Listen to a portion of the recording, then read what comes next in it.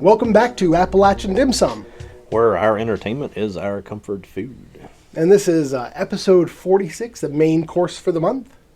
Yes, and this is the topic that we drew out at the end of our last month from our little, used to be box or bowl of fortune cookies. Now it is a bowl of gachapon capsules. That's right.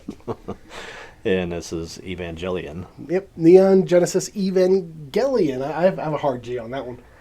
I don't know. I have no idea. This was one of mine. I've been a fan of the series since the 90s, and I only recently actually sat down and watched the series like from beginning to end, like all the way through. Yeah. And it was totally one of those things where I didn't know how much I didn't see. It was crazy. Yeah. But I think it was one of those things where most of what I had seen, I had like caught on Saturday morning anime or something like that, like on cable during the 90s. Yeah. And I had bought, I think I told you this before, I had bought the series from a company called FX that was online in the early 2000s. I didn't know they were bootleg. I still have it, and it's a great quality set. I just never actually watched all of them. Yeah. It was one of those things I would watch a few episodes, I'd get onto something else. I haven't changed that in any way. I'm still that way. I watch a couple episodes of something, be like, this is wonderful, I love it. And then I'll get distracted by something else, like a dog. Well, on the flip side of that, I've never seen the series. I came at this with the just the rebuilds. There were films that were basically summations of the series that they did early 2000s up until about 2019 or 20. I think this is when the last one came out. I think it started in like the late 2000s. Yeah. Let's see.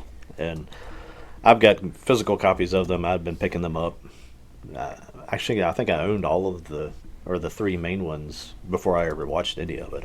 I would see them at like Best Buy, back when Best Buy used to sell anime. I'd be like, I'm probably not going to see that again, so I'm picking that up. Yeah. And we jumped into it at some point with our kids when they were teenagers and watched it. And I think it was one of those things I probably slept in the middle of a couple times. So this was kind of coming back and watching them for the first time for me, because what memory I had of them was very sparse at best. and again, just dealing with those movies, and then they did the fourth movie on Prime as well. So I kind of just saw that end of it. Kind of felt like I was like watching something that I didn't quite understand, or somebody wasn't telling me the whole story of, or something.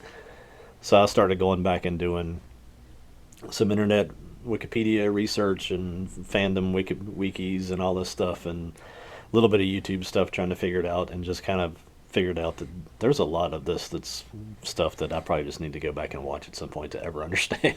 Right. Listening to some explanations of it, or I think I hardly ever go to Reddit. There's a lot of Reddit stuff. I clicked on a couple of those and read a little bit, and it was just like everybody had these long taped out explanations that were completely conflicting of the one before that. It's like either I'm missing something or nobody understands this thing. I'm not sure which. Well, I'd be glad to get into it. I'm not going to claim that I understand all of it, because there will be things where it's like, well, what about this? And I'm like, I don't know. Yeah, but yeah. I'll go ahead and throw that out there now. That my general takeaway from this is kind of the same thing that I had with weapons, where there's all these things that people talk about. It could be this or could be that. With weapons, it's like, no, I think that was a story about a witch. I think that's it. And I think this was just a story about robots and angels that this guy wanted to tell. And I think all the religious imagery and all these things that are in it, and all these other things that might mean this or might mean that, was really just Samuel Jackson's quote that he said when he killed people in Pulp Fiction. He just said it because it sounded cool. Yeah. And I think that's all that stuff needs in here. We've discussed anime's affinity for Christian iconography before. Yeah. And it is one of the things, especially as someone who's Christian, I enjoy about anime is when they include the Christian iconography. And like Hellsing, like one of the reasons I like Hellsing is like Jesus is in heaven now on his gun and stuff like that. That's cool. Yeah. I like that. It's fan service to a Christian, really. But this is surface level at most. During the first one, the 1.0 movie, can't remember which one we're not doing. Is it you cannot redo, repeat, you Yeah. can't repeal? You are not alone. You You're not cannot alone. advance. You cannot repeal. I couldn't remember which one was which. But the first time they kill an angel and like this big red cross, burst into the sky and just sort of sits Yeah, there. there's no reason for there to be After it's dead, I was like pausing and going online and looking. I was like, what does that mean? And it's like, No, it's just nothing. cool. It looks cool. It looks cool. Yeah. Well, like, and we'll get into it, I guess, a little bit.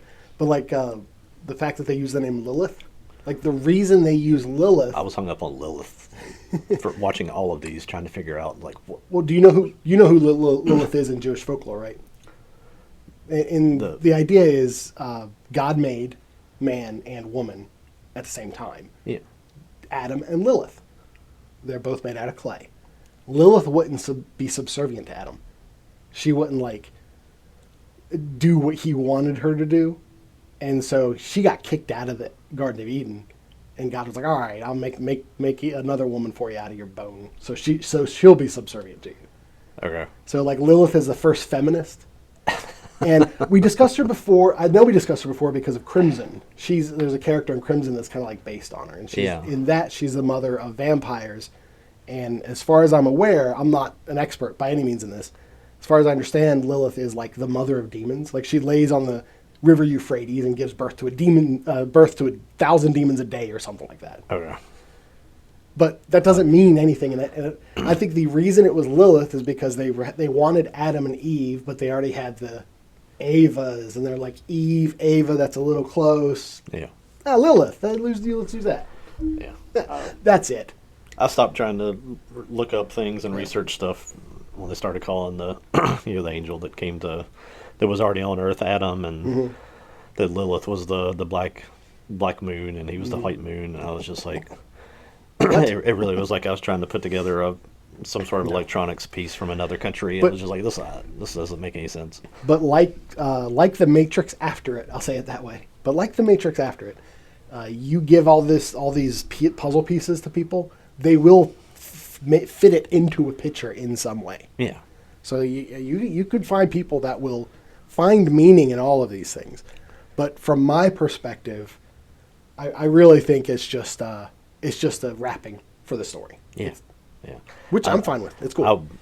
I felt like there was like all this sort of history behind the things that when they started happening in the first movie that I was supposed to know, and I was like, how am I supposed to know this? It's like they'll mention something like, yeah, you remember that? And I'm like, no, I don't remember that because I didn't. Y'all haven't explained that. It's like, what is this about? Let's put a pin in that real quick because that'll lead us right into the rest of the stuff. Let's talk about our actual main course, our food main course. Yes. Yeah. So, as we've said before, we always try to keep it thematically appropriate for whatever our main course is. With all of our food, we try to tie it in somehow. Someday we won't at all. We'll just be like, we had no idea. We had steak. It was great. That's what we'll do. But today we had pretty much junk food. That's pretty much what we had because of Misato. That is Misato. Yep. That's how she lives. That's how she would eat. I explicitly had something called Firewalk. It was volcanic Mongolian beef flavor. And you had the Ramen Bistro Sichuan garlic chicken. Yeah. Yeah. How was it? You were sending me pictures last night. I'm like, I like chicken. Yeah, it's like there you go. Saw ones that had like 8 peppers on them. I was like, I don't think I want to be sick. So let's try that. Love might be a strong word. It is a comfort food to have stuff like that. That's stuff when you're younger and poorer in college and even after you live off stuff like that sometimes for weeks. And,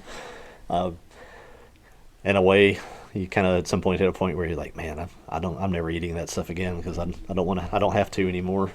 But then you go back and have one after you haven't had it for a while. It's like, man, that was good. Yeah, as we get older, I think we all try to eat a little better, eat more at home, and do home cooked food. And when you do that for a while, and you don't have these nitrate-filled foods, and you have it, it's like, oh, this is so good, because they're explicitly designed to like hit your pleasure center. Yeah. And yeah, they definitely hit my pleasure center. I had one with like 6 peppers on it. It was spicy for mass-produced food.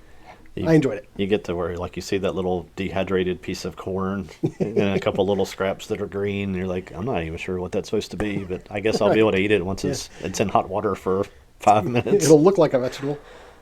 So, But yeah, it was good. I understand Misato's affinity for it. So. I guess if we were going to do it right, we should have gotten big cans of beer, Ugh, Japanese beer, and had it with it. I But have no idea where to even get that.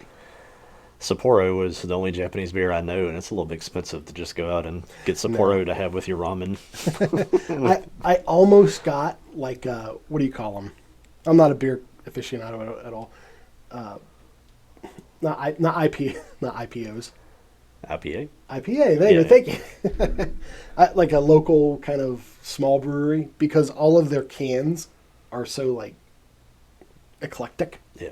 I was like, this look like one point I picked it up. I was like, this kind of looks like something Misato would like. Yeah. But I think it would only make sense if it was actual Japanese beer. Just having been there one time, by no means an expert on it, but in Tokyo where you're downtown and it's crowded and hotels and big shopping districts and all that stuff, you get these little corner. Some of them are actually 7-Eleven. Some of them are just like a 7-Eleven, where you basically can go in and live out of that thing if you want to. They've got like little ready-made sushi type things, lots of this kind of stuff. You got your sections of who knows. You look at some of those cans and it's like, I think that's alcohol, but is that a symbol for milk? I was like, I don't want alcoholic milk. I was like, you get so many things I didn't understand what they were, but it's such a wild mix of stuff in some of those little convenience stores there. And I'm sure that's what that whole idea is based off of, is she was just going down to the corner and just buying, just sustaining off of what was in the local corner convenience. I've seen some like YouTube shorts of people who like Westerners who live in Japan showing the kinds of food that they get. And one of them was like a marshmallow sandwich. It was like marshmallow between two pieces of white bread. What? I watched, what is interesting? Even from like ferries back and forth and stuff. I watched a guy who was going between a couple different locations and what, and it wasn't about the locations at all. It was about just eating the vending options on the ferries and just showing all the food stuff. And some of it actually looks really good.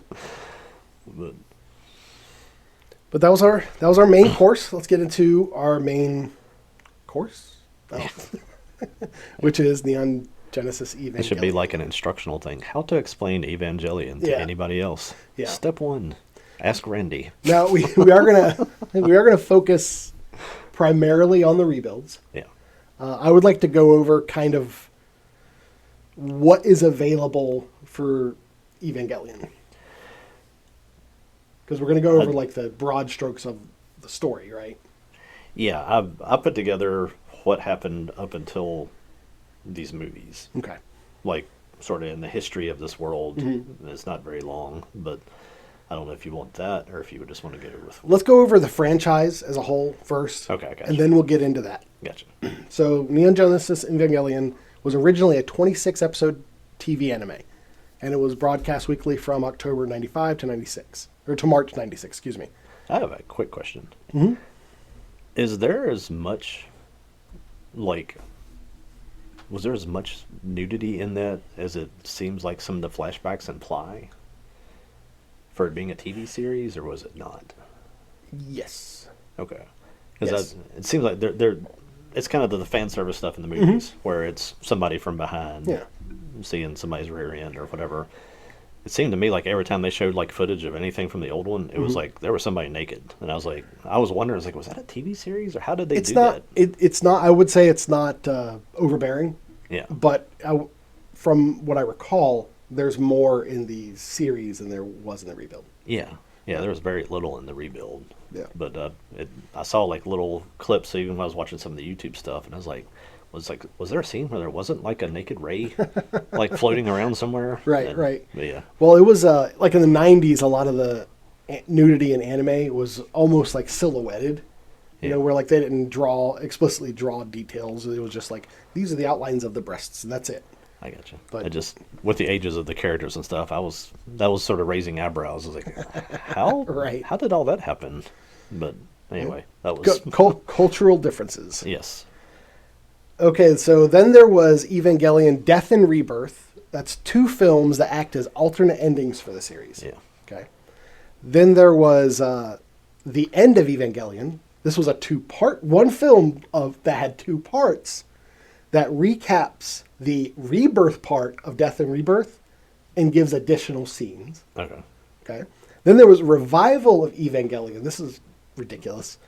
Which edits the Death and Rebirth together with the additional scenes of End of Evangelion. Come on.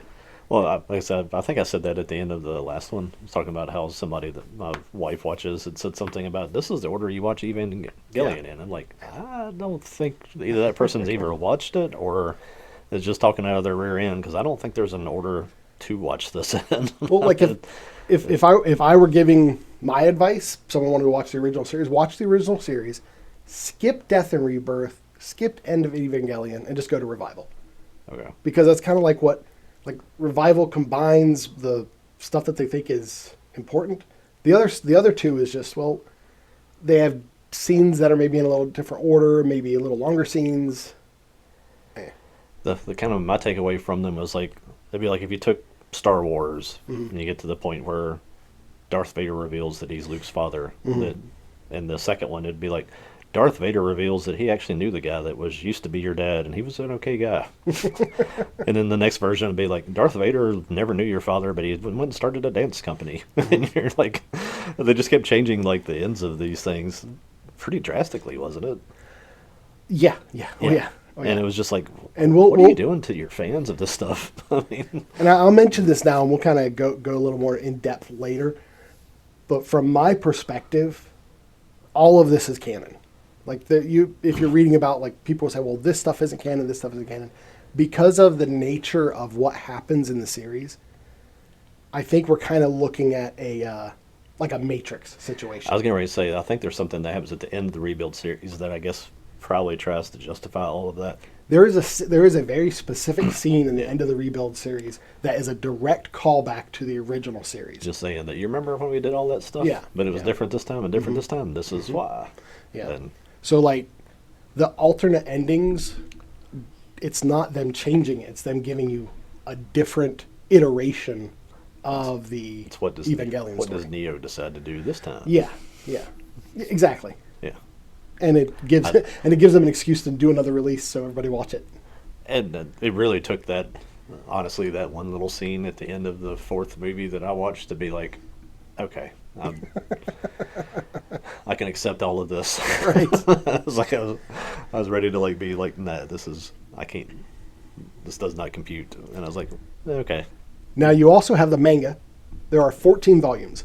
They were released alongside of the anime, and kept releasing up until 2013. So they took forever to release. Yeah. The series itself started out as an idea for an anime.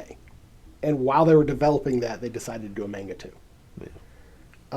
It was, the manga series was by the character designer of the original series. So like all the pilots and stuff.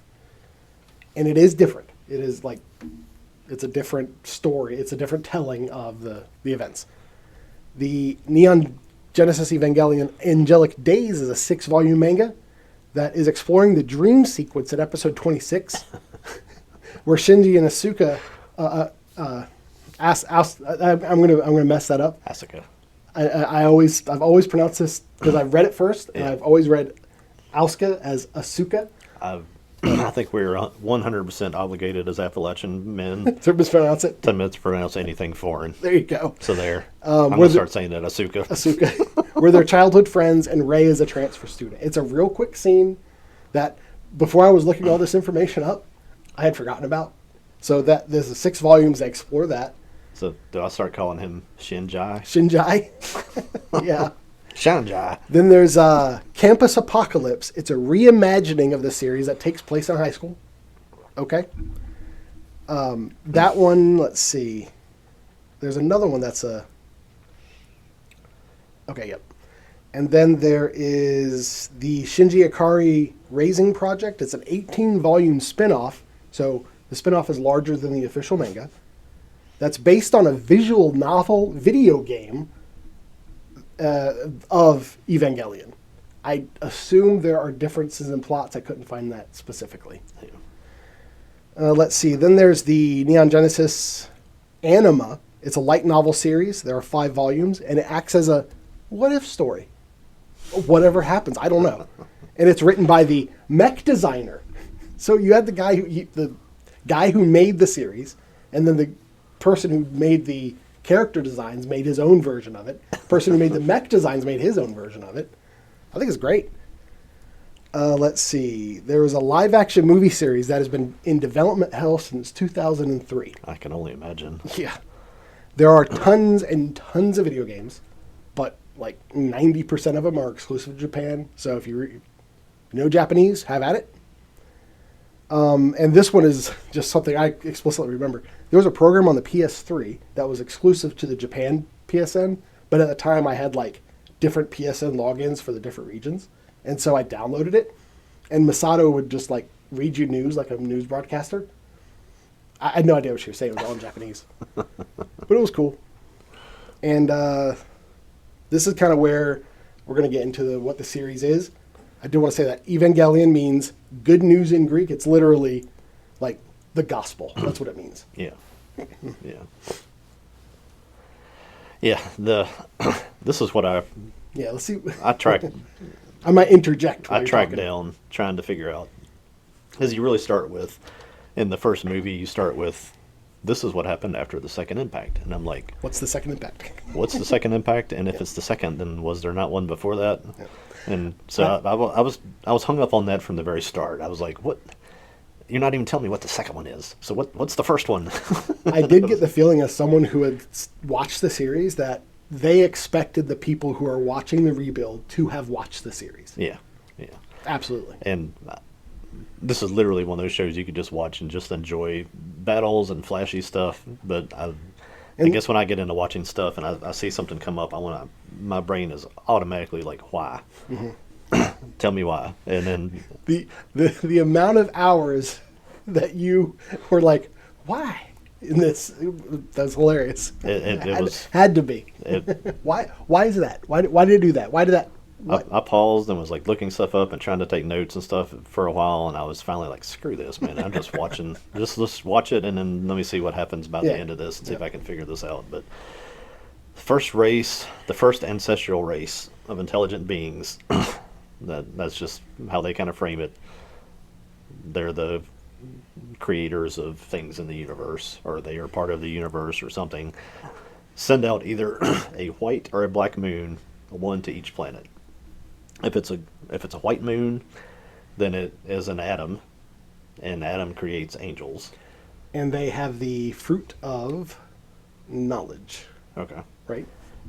If it's a black moon, then it was a Lilith, or it contained Lilith, and Lilith would create life that would eventually create people, or something like people.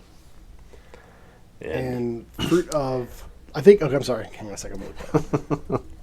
And we do not do any form of light or hard drugs. So as we try to explain this, just keep that in mind. Okay, yeah, that Lilith carries the fruit of knowledge. Adam carries the fruit of life. Okay. More Christian iconography.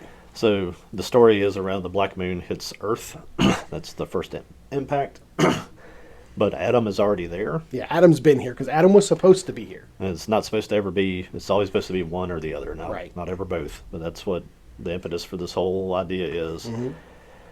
The beings put Adam to sleep with the lance of Longinus. Yeah. And basically in Antarctica on the Earth. Kind of messed up that there's an interloper in Lilith, so they put Adam to sleep? Come on. What's up with that? Adam was here first. Yeah. Isn't that the whole thing about everything that people argue over in the country? Right? They were here first. Adam was indigenous. But then the impact, though, created our moon. Like the if we had Mert have Lilith on there, Adam was indigenous. Only if I could dress him up like the village people. There you go. All right, go ahead. But the impact created our moon, and it was such a big explosion that the debris shot up, and that's how our moon was created. Then that's basically what started all of the beings on our Earth, and then since in 2000 was the next thing. Yeah, Did I skip anything? No, that's fine. Let me the LCL is the. It's the red goo. It's the goo that comes from Lilith, Yes. It's like the black goo in Prometheus. It's the stuff of life. Yeah. And it can. yeah, the I'm sure you're going to get into this, but the humans come from Lilith. Yes. Angels come from Adam. Yes. Yeah. And the second impact that's supposed to be what the world that we live in the first movie all revolves around or happens after is in, and I'm assuming this must have happened in the series, in September the 13th of 2000, scientists were experimenting with Adam. Sort of. There's like one scene Okay. where they're just So it's like a flashback. they're in Antarctica and they're like, hey, there's Adam. They tried That's to mix. it. They tried to mix human DNA with him, and he woke up, and the explosion melted Antarctica, caused massive floods, tsunamis everywhere. Within days, 2 billion people on Earth were dead. Excuse me. It was a massive purge event. It tilted the Earth off like its axis, Yeah. so that seasons stopped. Changed seasons where it was like warm all the time in Japan.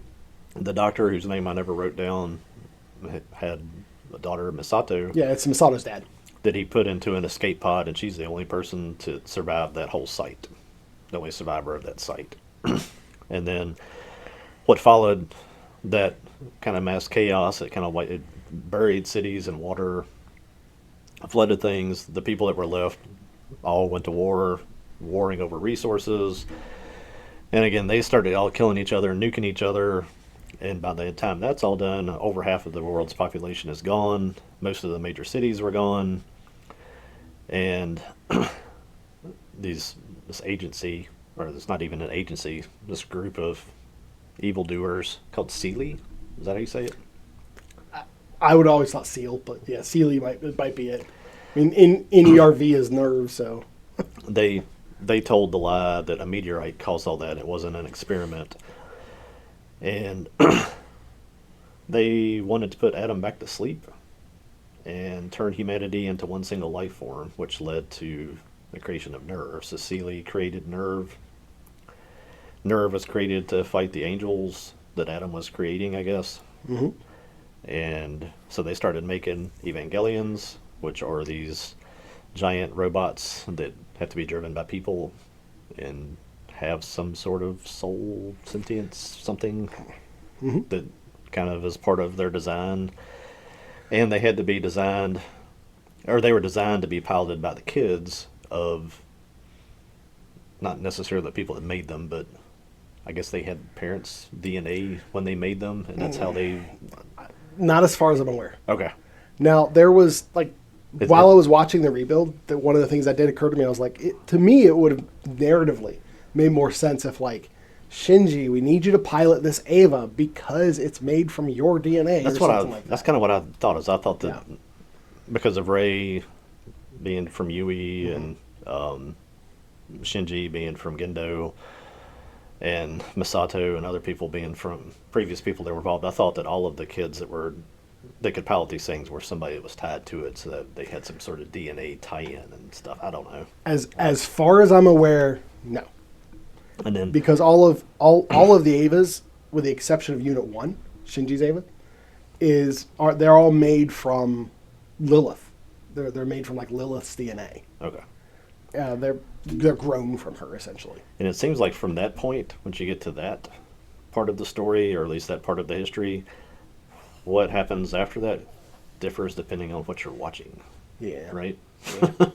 Because the next kind of major event in the whole thing is the near third impact, which is part of the movies. And Well, the third impact excuse me. occurs in the series. Because in the series, the third impact is Adam and Lilith are reunited, and there's like a rapture event. And this is the Human Instrumentality Project, where all humanity like combines into one consciousness. Just back into the LCL, into the goo. Essentially. And it's just one thing. Now, this may be something I kind of missed from the series, but I don't recall the LCL being... it's almost like the midichlorian thing with Star Wars, where they explain it. Like, I don't remember the LCL being, like, a thing in the series. Absolutely could have been. Something they named later. Maybe. Okay. Absolutely could have been, like, the plugs, they did fill with liquid, and it was a special liquid. Yeah. So I could have just totally missed it. But either way, there was... But yeah, human instrumentality was to get everybody back into one... Get everybody back into one Yeah, one connected being essentially. Yeah. Go back to Lilith, Yeah. essentially. So And in the series, he rejects the instrumentality, and he chooses individuality.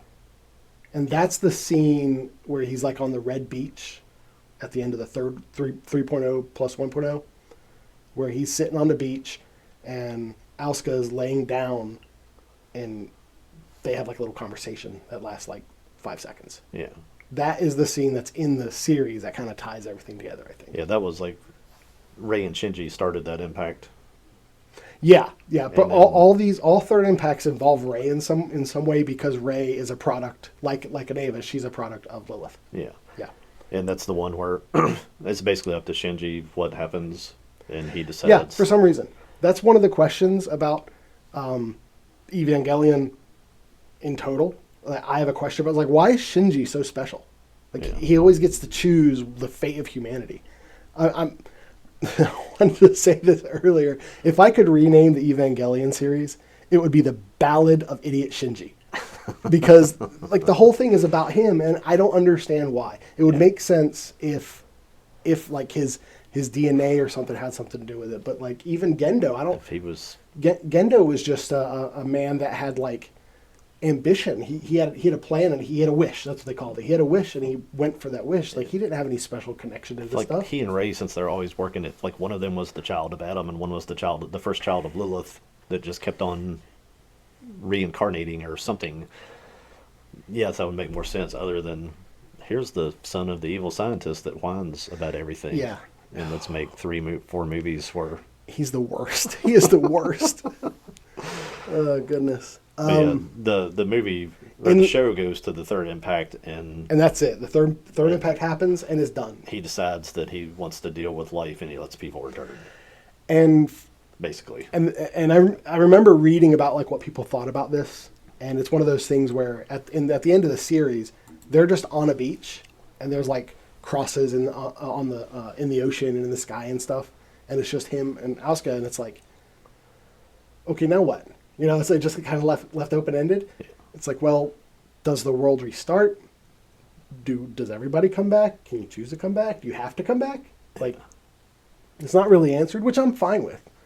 But yeah, then we're left with the Rebuild series. Now, Yeah. I want to take a quick pause to let you know that there is an impact. I got this from the Evangelion wiki, called the Shave Impact. And this was a collaboration with Schick, like back in 2013 or something. I think the one thing I don't need is like any more twists of history and canon and the story. But yeah, it's where Gendo shaves his beard, and it's such a good shave that he, like, causes an impact, and he, like, flying through the sky, and it's, like, all pretty and stuff. It's stupid. Now, in the Rebuild series, the third impact, when it first happens, is called the near impact, Yeah. because it didn't actually happen; it got stopped. yeah, and that's not really what it leads with. It leads with second impact happened. Mm-hmm. It really does kind of draw me in as a fan of this kind of stuff, where it starts off in like full Godzilla mode. Yeah. Where the first angel is not the first angel. The first angel that you see in That the you see. series that is the third angel, because all these angels are numbered and they have names and all that stuff, and I'm not even trying to even get into that. I almost, like, pulled it out and be like, well, these are the angels, and here's what they look like, and I'm like, I'm not doing all that. They're all You can go to the wiki. they're named like Sam Shell and all these Yeah. like traditional names, and it's like, again, I think that's just taking you off course. Yeah. It's named after something biblically historical, But it but doesn't it's like matter. it doesn't matter. He's a big gray thing that looks like Reggie Steele from Pokemon, and he has a skull down here. Yeah.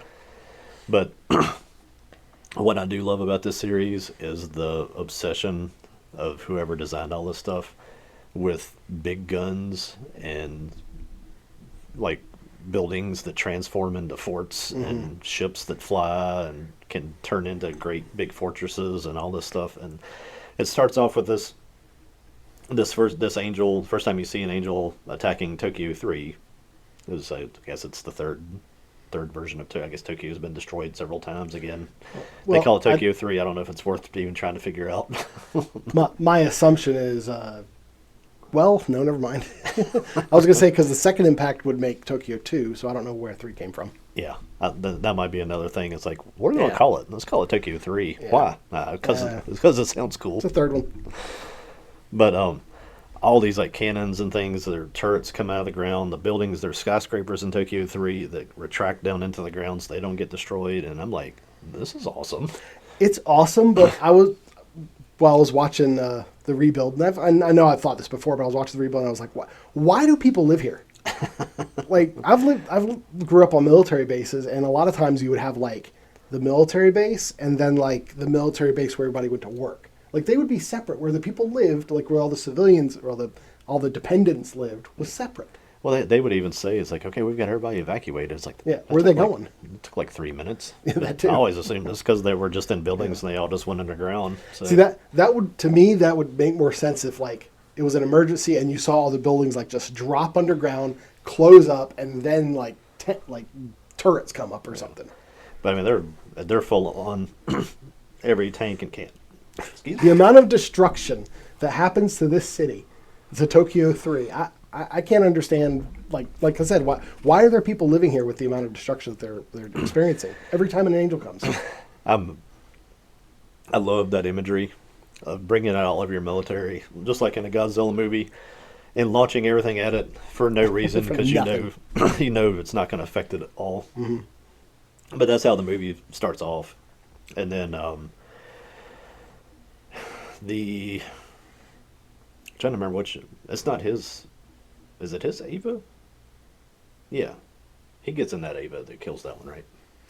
Yeah, but let's see. Let me make sure I've got go through here.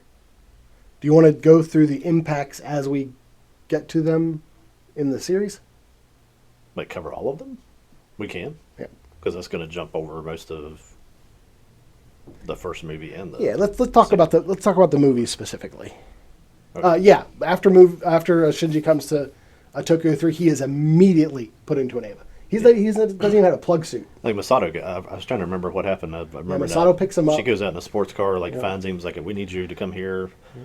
He goes in front of his dad. As the city gets destroyed, her car gets flipped over. They have to flip it back over. Yeah. And she's just like happy about all of it. It's weird. Takes him in front of his dad, and his dad's like, "You need to get in this thing and pilot it." And he's like, "I don't want to." He's like, "I don't know how to pilot it." He's like, "You'll figure it out." Yeah. And then it's like he's not going to, but then he's like, "Fine, then we'll get somebody else to do it." And they wheel out Ray, and she's bandaged up and bleeding, but she's like, "I'll do it." See, in the series, again, I might have missed stuff in the series. In the series, I kind of got the feeling that the whole nerve thing was kind of like a secretive thing. Yeah. It wasn't something that everybody in the world knew. In the rebuild, it seemed, everybody knows because like other countries have their own Avas. And it's like painted on the side of everything. Right, yeah, yeah. And they have like the Vatican Treaty, and it's just how the world is.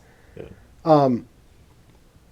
It would make more sense to me if like Shinji had a video game or something like that. Like he had a VR helmet that he used, and he played like an angel killing game that gave him skills that would be applicable to pilot one of these things. Yeah. But to just take the kid off the street and just shove him in there, Because he goes. It's irresponsible. Goes and fights the first angel, and he gets knocked unconscious. Yeah, it's irresponsible not only as an adult to put a child in one of these machines, but as a father. But I guess you have to assume at some point that the Gendo, his father, has an ulterior motive for it anyway. Because he puts him into it and knows he gets knocked out, and he doesn't seem bothered by it, and then the Eva just kind of goes berserk on its own, and it runs up and kills this angel. And the angels, probably worth saying now, they all crazy different shapes. Some of them look like giants, some of them look like bugs, some of them look like big shapes, but they all have a red core. And that's how you kill them, is you have to battle through the core that's trying to protect it and blow that core up. And when you do, it's red goo everywhere. I'm assuming that's LCL. I assume, yeah. Just goes all over the place, and then... Well, whatever Adam's version of LCL would be. Yeah. The thing they have to battle through is an AT field. Yeah. And that is called... Hang on a sec, I got it down. I was like, that's dumb, but okay. It is a absolute terror field. I'm like, really? That's what it means? But from what I can figure, it's essentially like a soul barrier, because things that have souls have AT fields. Yeah. And this clash, like between the two souls, makes the AT barrier apparent. Yeah, like he several times in the battles, like the Eva has to go up and they like actually just, pull it open. it looks like a sort of a rainbow colored like shield, like an octagon shield. and they'll have to go in and like just rip their way into it, tear it open so they can fight through it. Mm-hmm. So it's like its own little mobile force field around everything. But For a while, I thought it was like something that was like a technology, but yeah, it's totally just the soul, the yeah, power of the there's soul. a thing at the very end where it comes in where the AT field is actually preventing the Eva from attacking another thing. Yeah, which I kind of thought was cool. Yeah. Which again, if you wanted to attribute meaning to it, the fact that the AT field is something that is generated by the soul makes the battles a spiritual battle, Yeah. not just a physical battle. Yeah. A battle of wills. Yeah. Yeah. So the he beats that one, and then gets Now, I'm just gonna keep doing this. Now in the series, at the end of this battle, Shinji sees like an eyeball appear in the side of his Eva, and you kind of are like, "Whoa, what's that? Why is there an eyeball?" In the rebuild, it's way more apparent. Like they show the hand of the Eva in that first battle, and it has fingernails. Like it's way more apparent that this thing is a biological thing. yeah. I feel like in the series they kind of hid the fact that it was a biological machine for a lot longer, and that's one of the reasons I was like, I think they want people. I think they think people who watch this have seen the series already. Yeah. Because I think they expect you to know that the Eve is not just a machine. Yeah. And one of the things when it goes berserk is the teeth look like people teeth. That really wasn't a thing in the series. Okay. It was still more like mechanical. Yeah, I was sitting there trying to remember which times where when it opens his mouth, it's like this group of like red looking sort of robotic teeth, Yeah. and then at times that it's actually delineated like white, like human teeth. Yeah. And I don't know. I couldn't remember if that was when they were just going berserk or. There's like stages. It seems like. Yeah. Yeah. Too many things going on in that for me to separate all those out. Right. But I'm sure there's a Reddit forum about it.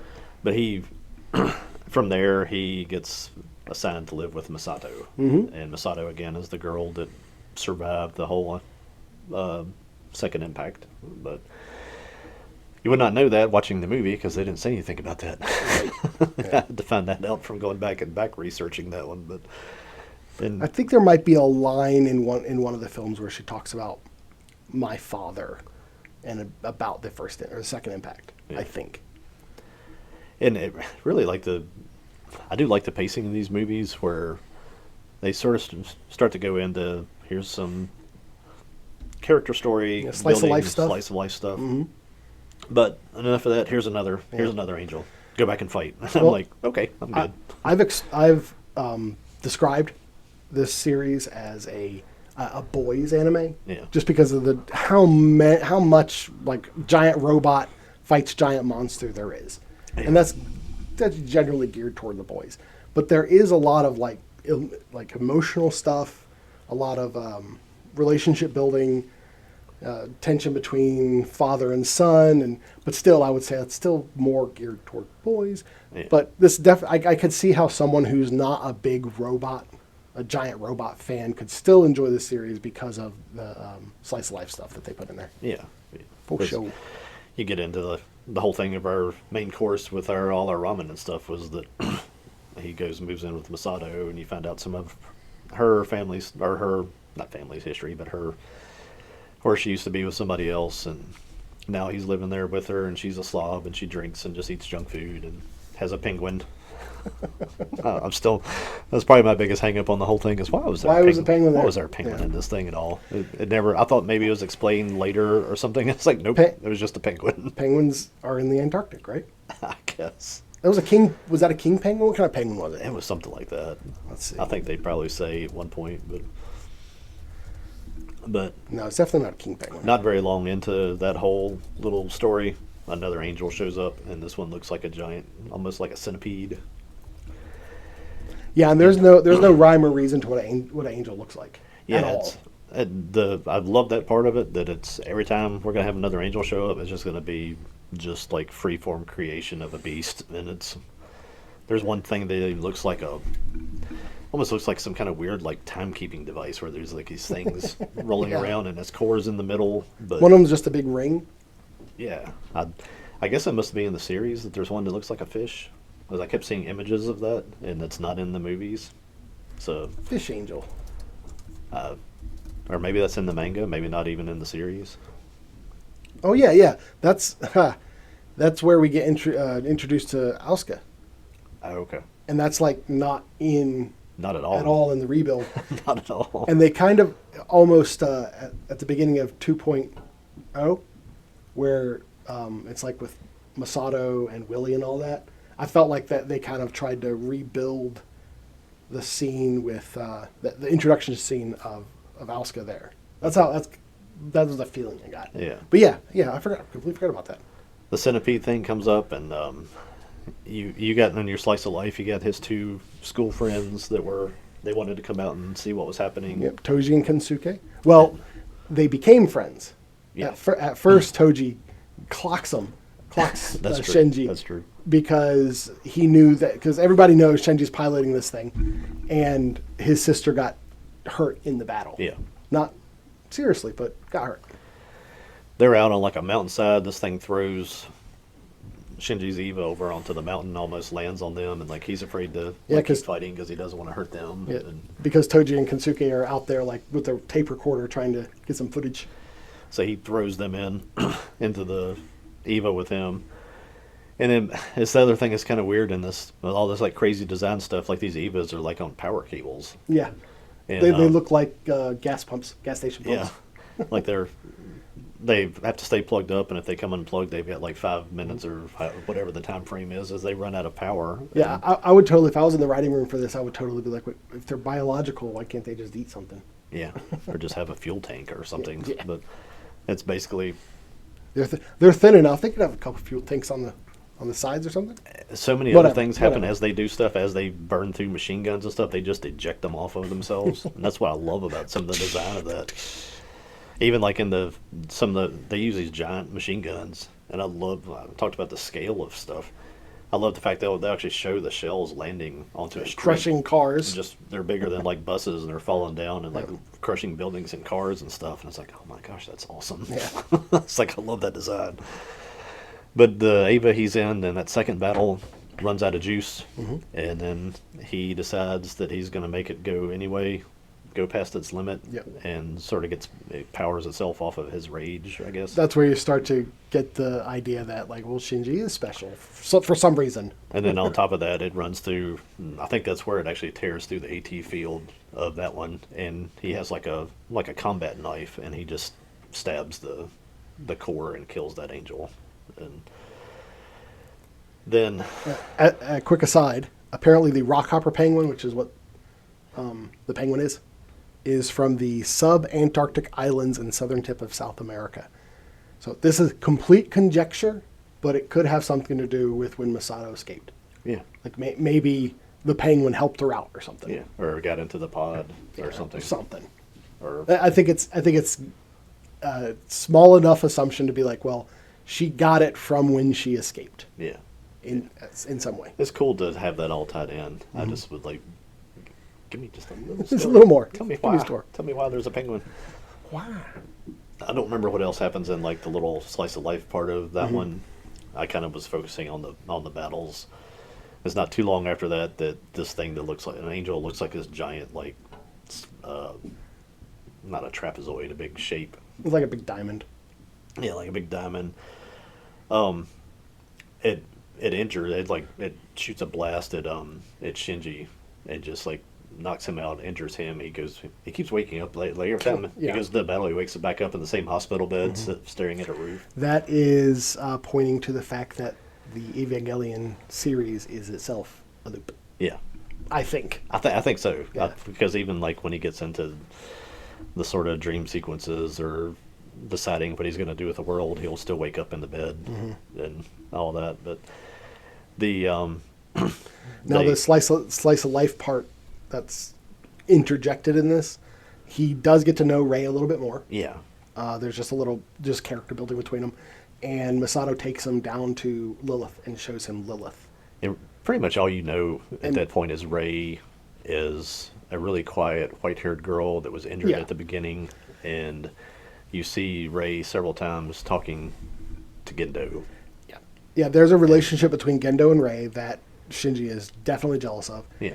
And I don't think it's because of that relationship Shinji has an affection for Rei. I think he's a 14-year-old boy and she's an attractive young girl. I think that's all. That's as long and short of it. Yeah. And he wants to protect her. Yeah. Well, he starts off the movie by choosing to protect her, so I guess he sort of feels like that's his thing.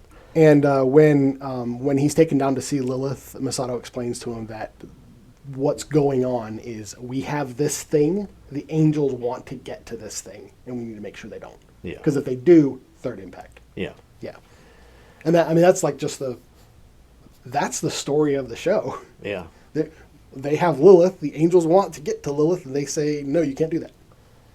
But this thing like starts drilling down, and kind of skipped over that too. Underneath of the city where all this fort stuff is, it's a pyramid. It's like an underground lake. Yeah. And that's where the headquarters of NERV is, and it's like this upside down pyramid that's down underneath there. It's a cool design because it's like a pyramid, but then there's like an inverted pyramid, and they kind of intersect. They're like not balancing on each other, so maybe some kind of force or something holding them up. But so this thing starts drilling. They have to go stop it. Basically, I love this part too. It's like they have like this giant sniper rifle that they've got for the Eva, and they're like, well, to power this thing, we just got to take all the power. We've got to redirect all the power in the country of Japan into this rifle. So I think they give a warnings like power is going to go off in like however many hours, and that could be like the justification for the gas pump power connector. Yeah, is that just the amount of power that they draw can't be carried? That's it. That's simple enough to be like, okay. I'll adjust it to modern days. They figured out that windmills don't generate any power, and then they were left out with no way to generate power. But so they basically have to like shut the whole country down to power this thing up. Like I said, it's trying to get down. It's trying to drill down to get to Lilith, and then Rei. Like they shoot at it one time. It doesn't. I think it blows through like the outer defenses of the thing. They think they kill it, but it was hiding its core. Yeah. So it fires back, and it's going to like blow Shinji away. So Rei like shields him, takes the shot, saves him, and then he fires again and blows this angel up. And then he goes and finds that Rei is still alive. And basically, do we ever say like the pilots are actually, they go into like this thing they call like a plug. It's like a giant cylinder. Yeah. And they just put them down kind of like into the shoulder of the. There's like a the seat inside there, and it fills up with the LCL, and they breathe the LCL. Yeah. And the logistics of it, from what I think is, it's like the base of their neck, and it gets inserted into the spine. Oh yeah, that makes more sense. Like the head comes forward, and a little port opens up, and they insert the port into the spine, close it up, and then the inside of the cockpit is like LCDs kind of. But I don't know if it's actually LCD. Well, it's got to be LCDs because passengers see the same thing. Yeah. So it's got to be visual, not like psychological. Yeah, not just like a thing you're seeing in your head. Right. Yeah. But yeah, he kills that angel, stops that attack, goes and finds Rei. She smiles at him. That's a big deal because she's emotionless for the whole movie. And at one point, she's like, what do you want me to do? He's like, well, you could smile. Yeah, and she's like, half smile, like, eh. And you think that's the end of the movie, but then they give you like an end credit thing where you go like to the moon, and I don't even know that you know that that's his name yet, but is it Kaworu? How do we say it? Kaworu. Kaworu. Yep. Kaworu. That's how we think we remember it being said. You see this character Kaworu sitting in a coffin like on the moon that sits up. He's looking at this like other kind of evil looking thing, but it's like bigger, looks like a giant. You find out later that it's called the Mark 6. Yeah. And I was like, I don't know, it's like, is that supposed to be an atom or what is that thing? And you see that it's... it is just another... It is an EVA that is being built by Seal. And Seal or Yeah. Celi or Sealy or whatever they are. There's all these Sealy. monoliths that say Sealy on the on this moon. And then the guy sits up and he calls Shinji the third one, and he says, "You don't change, do you?" Yeah. Sort of Again, talking to himself, alluding to the fact that this has all happened. that was the kind of the first thing. I was like, "Is he the third what?" And that's what made me think is, I guess he's the third child. Yeah. Because Ray, Asuka, and yes, yeah, I think that's what he means. yeah. Shinji. That he says that you're the third one, you don't change, do you? Like, huh? And then that's the end of the movie. So you're like, what? I really like that movie because it does build. It doesn't really leave you with so much confusion as follows in everything else. Asuka, not Asuka. Asuka, sorry. Asuka. I did that right. Yeah, that closed out the first movie. Now, as in relation to the series, that is pretty much the first two films, 1.0 and 2.0, sums up the series. Yeah. But really, 1.0 is almost a shot for shot remake of like the first few episodes. I think I saw it said of it the was series. 1 through 6, Okay, yeah. something like that. Yeah, I think I actually made it, yeah. I made a note of that. Episode 1 through 6 of the original series. Before I flip off this page, before I get too far, you see Nerve's logo on stuff, and it says underneath it, "God's in heaven, all is right with the world." Yep. And of course, I was like, that has to have some meaning. Nope. I went and looked it up. It is from a Robert Browning poem Okay. called Pippa Passes. This is the section where that is in this poem. It says, the years let's try that one more time. The years at the spring and the days at the morn, mornings at 7, the hillsides dew pearled, the larks on the wing, the snails on the thorn, God is in his heaven, all's right with the world. This is it's a play, or it's a poem about the arrival of spring. It's about this girl taking it all in. It's like this moment is joy of she's watching the day, seeing all the perfection, all the potential for goodness in the world. Why that is involved? I was going to say, I'm not really seeing the connection on this, man. Why that's the sub phrase or the subtitle for Nerve. I'm like, that has absolutely, that's like the complete opposite of What's Nerve going is. on? As I was trying to think here, is like, I think here it means like when they've destroyed angels, maybe it'll all be right again. It's maybe what It's like their aspiration. that's Maybe. that's how they think they'll get to the little peaceful dewy morning is to destroy all the angels in Adam. I think someone knew this poem and liked that line. That was where I came back to. It's like I pretty much confirmed at this point that it's just Samuel Jackson saying a Bible verse because it's a cold-blooded thing to say before he kills somebody. Yeah, yeah. It sounds cool. So in 2.0 is essentially where the new story of the rebuild begins. Yeah. Mari, completely new character. Yes. Yeah, and that's they're at the Arctic Nerve base. Yeah. Which I guess was where the second impact was caused. Yes. And an angel breaks out. That's the corpse of the third angel. Yeah. And that was kind of one of those things too. Just the way that animation was, I'm pretty sure a lot of that was maybe CGI animation. Yeah, probably. I wanted to see that angel. I wanted details, and I didn't get to see them because it was like running through like a hall, and she's chasing it down, and she kills it by just blowing up her own Eva. Yeah. And I was like, well, that's a whole lot of like robot stuff I wanted to see, and you just blew it all up. But went from there. I guess you go to Shinji. Is at the grave of his mom with Gendo, his dad. I didn't write down what they talked about because I think as the story went, a lot of the conversations, I'm like, okay. Talking. Let's do more blow up, shooty robot stuff. Well, mostly with anytime Shinji and Gendo were talking, I always see it as Gendo trying to justify what he's doing to Shinji, and Shinji yearning for approval from his father. Yeah. I mean, I don't recall the specific dialogue either. I think the breaks in between fights was just enough of Shinji whining to a Yeah. point that I was like, I don't want to hear him whine anymore. Yeah. And it's like somehow or another they read people's minds. It's like, we don't either. Yeah. Let's fight robots. This Shinji is intolerable as a character. Yeah. Yeah. Asuka as a character, I think you're supposed to find her like hard to accept and stuff like because she's so abrasive. Yeah. But I'm on her side, man. Yeah. Idiot Shinji, sure. Brat Shinji, sure.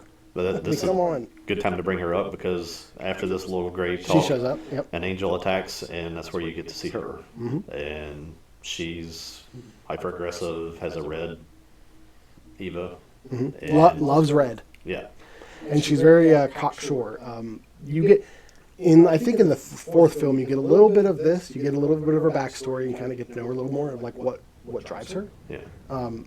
In the series around this time is when you kind of learn more of her backstory and you find out that she's a perfectionist because she yearns for like her parents to love her and stuff like that. Yeah. But at this in the rebuild at this point you just find out that she's very driven, Yeah. very cocksure, and she doesn't want to admit that she needs help from anybody ever. Yeah. Yeah. Anyway, she mauls the first angel Oh, yeah. pretty quickly. Oh, yeah. Kills it. And It's one of those things where like she's cocky, but she earned it. yeah. Yeah.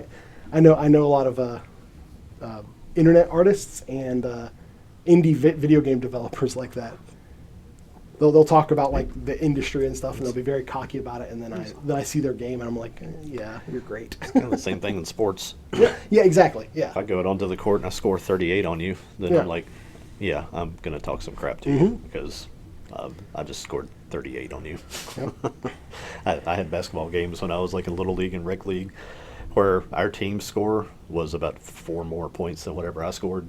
Just because we were in Fincastle, we had like 5 kids that showed up, and Right. 3 of them knew what a basketball was most of the time. And it was just like, just give me the ball. just get it to me. We won games. Unfortunately, most of our games kind of rode on how I played. So if I had a bad game, we suffered. And any time I was on a team sport, I would say just keep the ball away from me, because I was the fumbler or I'd go to make a kick and I'd just miss it completely. I would say with your size, I would have put you under the goal to be like, Randy, get the rebounds and then give me the ball. And when I drive in and there's 8 people that like converge on me trying to stop me, I'm going to throw it to you. All you have to do is catch it and throw it right up there. Yeah. Put it in the hole. I actually played with a guy that almost played that exact role. Here, go. He won a game because I passed to him when everybody converged on me. And Nice. It was one of the few times he scored all season, and hopefully it was a highlight of his whole this whole basketball time. But when that ball went out of my hands, I was like, oh man, please don't drop it. I was like, I could probably make this shot, but it's like you're standing there wide open. I can't not pass it to you. So talking about highlights, at this point, I think is when we see Shinji making meals for people, right? Yeah. Yeah. The next thing I noted on here was Ryoji, and that is the guy that used to live with Misato. It was Misato, it's her ex-boyfriend. That he brings the key of Nebuchadnezzar to Gendo from the Arctic base, and you're like, well, here's another thing. It's Yeah, like, and is there any point to this? And like the whole, like the name Nebuchadnezzar, it doesn't mean anything. It's just a cool name. Yeah. And Nebuchadnezzar is the guy that was like challenging God, and God was like, doink, you're an animal. Yeah. I don't think that ties into this, but I'd have to go back and read the story of Nebuchadnezzar to know. I know they named the ship in the Matrix Yeah, to of course. Nebuchadnezzar, and I'm like, Similar situation. They were like, this is a cool name. it is a cool name. And if you want to go into the stories and stuff and make connections, I'm sure you can. But yeah, that's back at the base where they were experimenting with Adam and the humans and stuff. And he brings this key, and again, I'm like, does this even part of the story matter? And of course, it does. But we'll come back to Doesn't Gendo go to the moon to see Mark 6? They right after that, yes. Yeah, He and the okay. old guy Kozo, they go to the moon to see Mark 6 and say his name again. Kalru Kalru. Kalru. Kalru. is just sitting out in space, not in a suit or anything, just kind of hanging out, sort of talking. And I'm like, okay, so he's not Okay. human. Yeah. he's just a dude that can hang out in space and not get crushed. Well, now's as good a time as any to explain what he is. Do I know what he is? He is an incarnation of Adam. Yes, Yeah. he is the seat of Adam's soul. And do we know the first 13th thing yet, or is it okay to say that? Yeah, go ahead. Because they refer to him in the movie as he's the first angel. The first angel, which is Adam. Yeah. Yeah. And then as these other angels come out, that he becomes the 13th angel, the 13th Which is the and last. and final angel. Yeah. Which again, I don't even know how to work that back into the story at this point because I forget when they tell you all that. I think that's in. I think that's in 3.33. I think so. Now, I did make a note of this, but I'll mention it now. I was really surprised when he was explaining that. Well, I was the first angel. I am the 13th angel. When he was explaining all that, he did not say I am the Alpha and the Omega. Yeah. I'm like, with all the other imagery you had, Might come as well on. just throw it out there. Yeah. I would like to know if it's possible that was literally just lost in translation. It could be. Maybe that phrase is in the original. It's just not in this. That's one thing I almost wanted to do with these movies. It's a complete aside. Was go back and see the Japanese part of. They kept saying these different girls that were piloting stuff would always say something like, "That's why I hate young men. And that's why I hate boys." That was in 4. Oh, that was in 3 and 4. It was in both, and I was like, I wonder how if they translated that, or if that's a Western adaptation to something else that she was saying. Well, eventually it turned into it seemed like she was annoyed by him. Then she was kind of endeared by him, Yeah. but it was the same phrase. Yeah, it was like the fact And that then- the guys were working right up to the very end. Yeah, in the end, it was like she was proud of him. She's like, "That's why I can't stand young men," or Yeah. something, and it was just like, I'd be curious to go back and see if that was how that was translated, to see if that was westernized or not. In English, it seemed cumbersome. It seemed forced. Yeah, it seemed like we're gonna make this a strong female lead, and Yeah. this will make her. If there's any property that isn't hurting for strong female leads, it's this. Yeah, I mean, come on. yeah. But after seeing Kaoru with the Mark 6, Kaoru, Kaoru. I'm not going to. I have it spelled out, and trying to Yeah. say it is. I feel like I'm having a stroke. It's like Kaoru. Kaoru. Again, to another angel fight where Rei, Shinji, and Asuka all fight together, and then I think that's where you sort of see the Asuka's like, just get out of the way and let me kill stuff. Yeah, that was a great fight, and it was the first time you really see all of them. Well, they all of them are fighting together. Yeah. And then from there, Rei decides that she wants to make a meal so that Gendo and Shinji will get together, and everybody else will get together. Before that, we see Shinji making lunches for all the women in his life. Yeah. Makes a lunch for Asuka, and she is very protective of it in school. She tells the girl that wants to sit with her, "Yeah, but you can't have any of my food." And then she sees Shinji give Rei her lunch, and then she says, "You can have the food if you want." It's a great little character moment. Yeah. And then we see Misato eating it, and what's his name?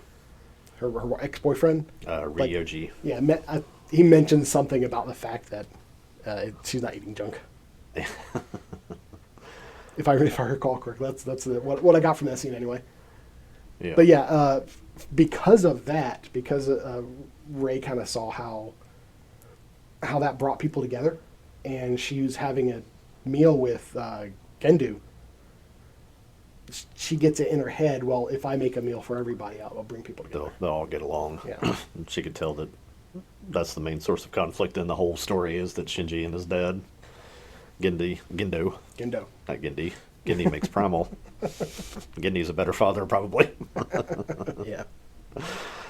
But trying to do that, and of course there's another angel attack, and Asuka's like, I'll go take care of it so you can make your meal, so Rei doesn't have to go. This is also like the time that Mari arrives too, right? Yeah, before that, Mari arrives by parachute, and she just lands right on top of Shinji.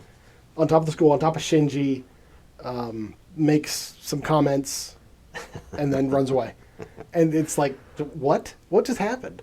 And it's where you get your little bit of fan service stuff. Yeah. Well, There's there's a lot of little bit of fan service through the whole thing. Yeah, there's nothing crude, I would say. Just like nudge nudge, wink wink. Yeah. A little bit of that. But this is one of the obligatory Yeah. scenes where somebody's boobs have to end up in his face, and like, oh, excuse me, I'm like, why does that never happen to me? Well, I've been on the earth for 51 years, and I've never fallen down and had somebody land on me. Like, boom. yeah, this series is, I think, I don't know if it's the origin, but it's like one of the earlier animes that do the Shinji falls on Rei, and oh no, he's squeezing her boob. Why did he fall that way? But that's what he's doing now. Yeah. That's kind of the where some of these tropes come from. I think might be this. But I guess We the also- the sorry. Mari coming that way is because the U.S. base has destroyed it. There's some kind of experiment that their nerd does that it. Well, this is where we Destroys learn the the base. Vatican Treaty. The Vatican Treaty limits each country to 3 active Avas at a time.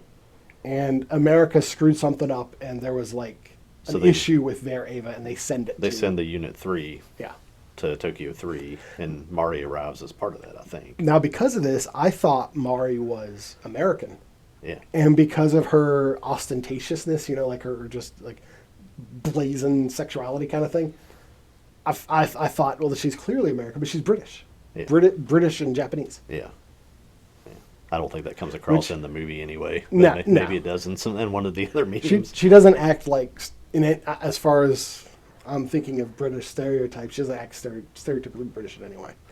But because Asuka volunteers to go be the pilot so that Rei doesn't have to, so they can have this meal, she gets into this Unit 3, and the unit or gets possessed by the, Almost immediately gets possessed. by That's the pretty ninth much what angel. happens. Yeah. And I don't understand how or why that happened. I looked In- for like a why, and I was like, because. This is basically where I could find. In the series, there's at one point where an angel like infects the computer system, where Okay. like the angel is like a virus in the computer system. Yeah. So angels don't have to really follow any rules of logic. Well, I would assume that maybe it happened because of what happened in the U.S., and maybe it was Maybe. still in the thing, but just nobody explained I don't- that I saw, at least. I don't get the feeling that there is any direct information about that. But the angel Or possesses this Unit 3 with Asuka inside of it, Mm-hmm. and it goes crazy.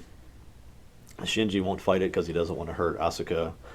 So Gendo, that's when you find out that he can override the thing, and he just takes over the... There's a dummy control unit, Yeah. and it literally like covers Shinji and like takes control of his hands. So it's kind of horrifying. It's not. He's still having to watch it all do its thing, but Yeah, he can't Yeah, he can't stop it. He's fighting against it, but like the dummy control system is almost kind of making him do it. Yeah. Yeah, it's it's crazy. literally like, stop hitting yourself, stop hitting Yeah, yourself. yeah, it's that. But he has So- to sit inside it, and he watches it just maul this Unit 3 that came over with... And he thinks it killed Asuka. Well, the unit the Unit 3 gets like eaten by his Ava. Yeah. Like it's actually like guts and stuff are getting pulled out. And then he And pulls, he out, has pulls out the plug. the that- plug in his mouth and Yeah. chomps down on it. Yeah. So he thinks that she's gone. He's destroyed by that, and he leaves Nerve. Now, before that happened, when Asuka was in the Ava and it was getting possessed, she has a psychological break, and that comes into play later. Yeah. So it's not just that she was physically damaged; she was psychologically damaged as well. Yeah. Yeah. And then he's out kind of wandering, whatever. The 10th Angel attacks pretty quickly, and Mari takes Unit 2, which Yep. is Asuka's unit. And the dummy system is not working at this point. And there was something that happened before that, too, where, they were damaged in the previous fight, and they're just repair Shinji's unit. Right. And it's like, why don't you repair the rest of them? But anyway, she takes the Unit 2, which is... One repair bay. Yeah. That's probably what it is. Rei takes the still damaged Unit 1, and then Unit 2 gets so messed up that it has to kind of... The pilot of that one, that's Mari. And at this point, She knows that you can turn it into, berserk mode. And at this point, because of what he experienced with Asuka, he is refusing to pilot Yeah. the Unit 1. So she, releases all these limits. It turns it into berserk mode, and it just kind of... It puts extra things on it, Yeah. spikes and stuff pop up on it. It's just a cooler designed. It probably would, if it was me, it would be just to sell more toys. Yeah, yeah. But despite all that, it still is defeated. Ray is running in like the Like a the missile. damaged one with a missile. Yeah. Tries to like kind of, or does get through the AT field, but blows up the missile, and it just doesn't. This angel's like really powerful. The angel has like his core exposed, and he goes, it like closes Yeah. right before that happens.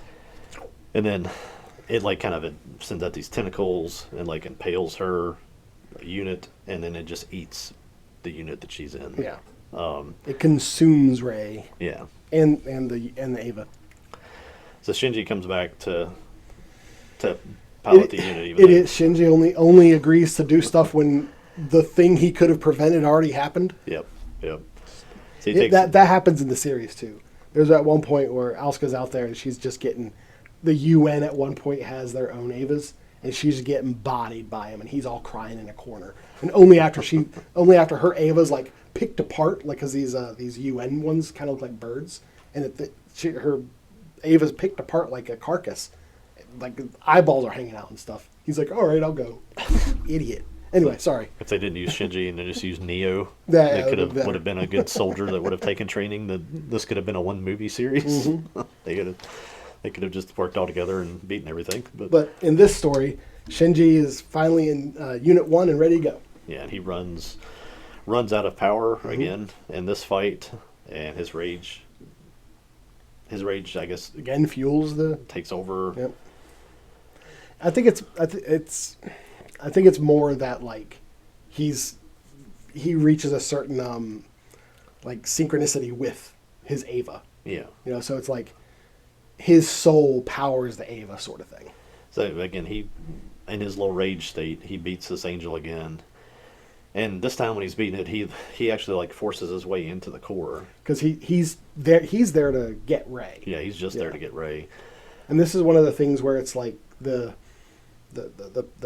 surrounding that they're in is physical, sure, but there's some sort of psychological or metaphysical aspect to it, because he reaches like forward through the plug and gets to Ray. Yeah, he's having to like force his way through like this white barrier that breaks to get into the core, and then it's like blue inside the core, and Ray looks like sort of like a white ghost, sort of like a soul that's in there, and he where was he? He saves Ray.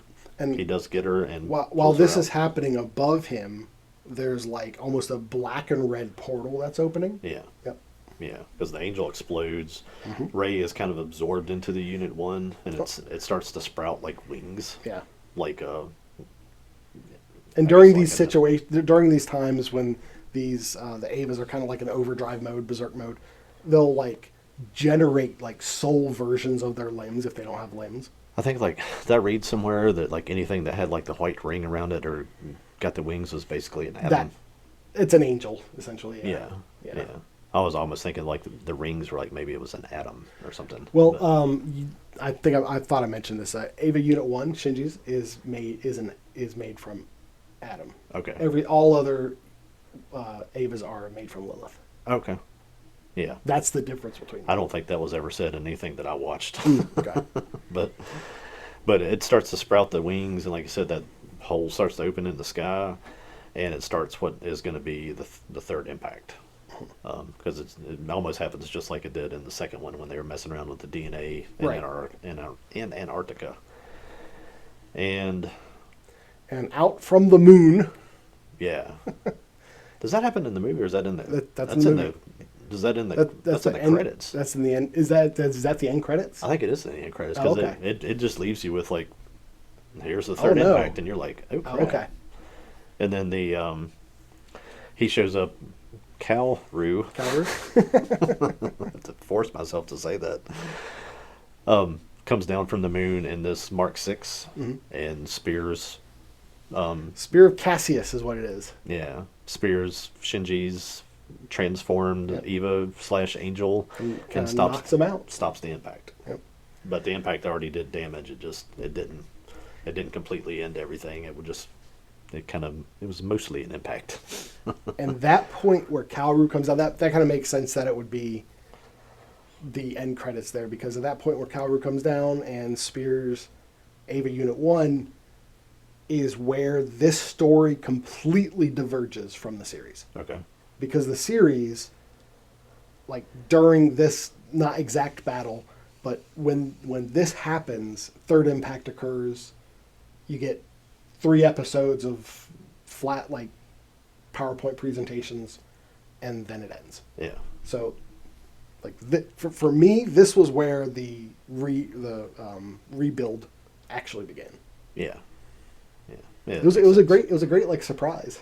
Yeah, because like I said, the series ends with the whole beach thing. That is the third impact. This Right. is near Near third third. impact. So Mhm. again, it's a divergence from anything else that happened before. And that takes you to 3.0 or 3. 3.33 from what we watched. you can not The, redo. the difference between the 3.0 and 3.33 is the 3322 is all. That's the home version.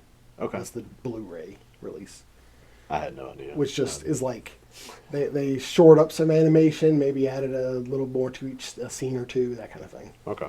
It's like the definitive version. Anyway, Much kind of streamlined story more on this one. It's 14 years later. yeah.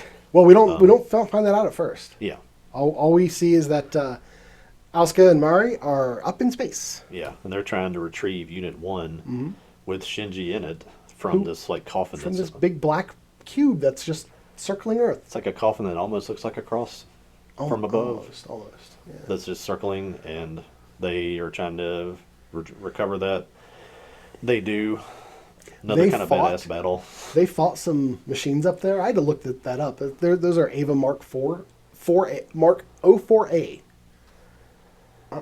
I still don't understand it. How to get in there? Like, They were created by Nerve, right?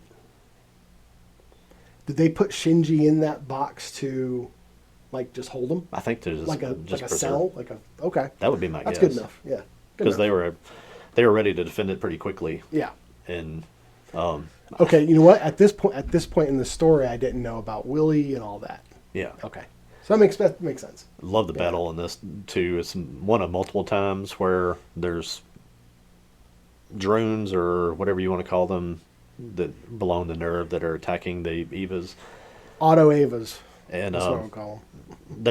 they've got these huge cannons. I think this is the scene where she's got a cannon that she fires until the barrels just melt off of it, and then she just ejects those. I'm like, gosh, give me more of that. It's so awesome. It's like, I don't even care what the storyline is. It's like she's spinning around in a circle, just everyone that she hits though still turns to like the little red cross too, just like the big, like you see when you kill an angel. So again, probably just mostly because it's a cool visual. But they do retrieve Shinji, and Well, at the end of the battle, she screams for idiot Shinji to help, and that's like a beam comes out of the coffin, and you see I'm assuming it's the eye of the Ava. okay. But then at this point, they put a collar on Shinji, and you find out that Misato is the captain of Vili, Yep. spelled like Vili. Willy, but I Yeah. think they're trying to use like German pronunciations Yeah. of stuff. So Well, Vili is the organization. yeah, The ship has a different name. the organization Vili is to destroy Nerve. Yeah. They are an organization that has happened in the 14 years to be like an anti-Nerve force, and they are on the Wunder battleship, which is a giant. That's it. The Wunder. Yeah. The giant, like, it almost looks like a huge 30 times larger than normal aircraft carrier with wings. Yeah.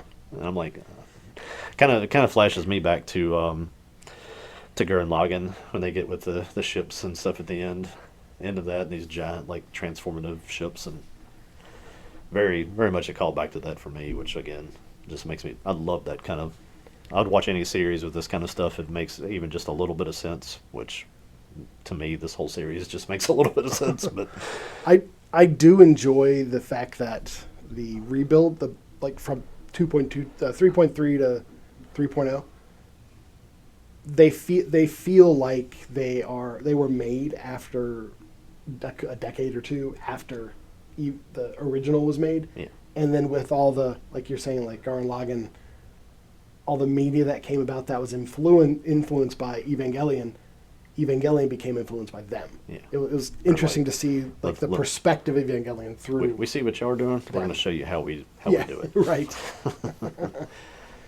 But she's there. They're pretty much saying like you're never going to pilot an Eva.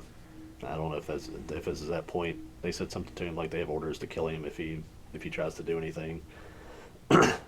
Eva shows up, tears into the ship and frees Shinji, and you find out that that's Rei. It's Rei, yeah. And Misato is sitting there like watching him fly away. She has a little got, remote that can blow him up. blow up the collar on his neck, and she just holds it, and then he goes out of range, and she never kills him. So she had a chance to kill him right there and did not. And this is when we find out it's been 14 years since the third impact. Yes. The near third impact. Yes. But the third impact did occur. Do we It's know the- how much time in between the near third and the third? I didn't know those are two different things. Yeah.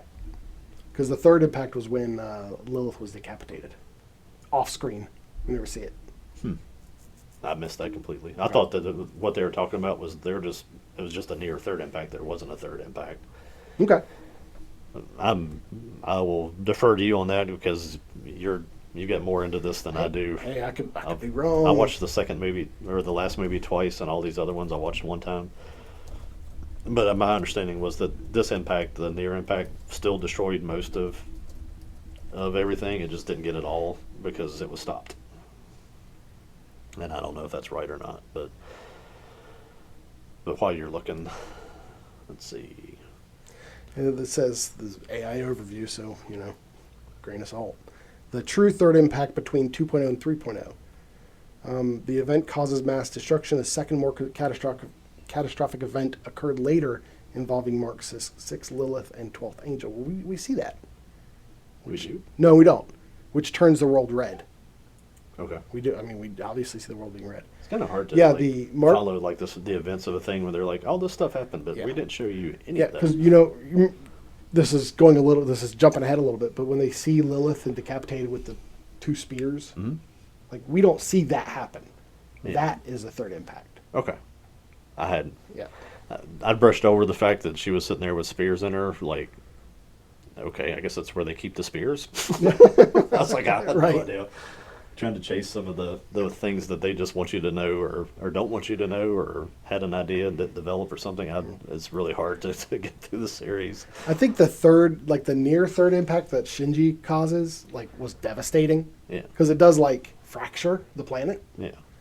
But then the events of the true third impact, we just don't see. We Okay. hear about it. Shinji's not there. So Rei takes them to Nerve, where Gendo tells him that he's going to pilot a Unit 13 with Kaoru. And We also find that we find out because before this we meet Asuka again, except she has a patch over her face. We know that from before, but she sees Shinji in the cell before he gets. that's where she comes in to punch it. Yeah, but before he gets rescued by Rei. Yeah. And at that point, they mention the fact that she hasn't aged any. Yeah. And we find that that's something to do with the LCL. So the pilots that get consumed in this LCL liquid, Just don't ever age. for some reason, don't age. Yeah.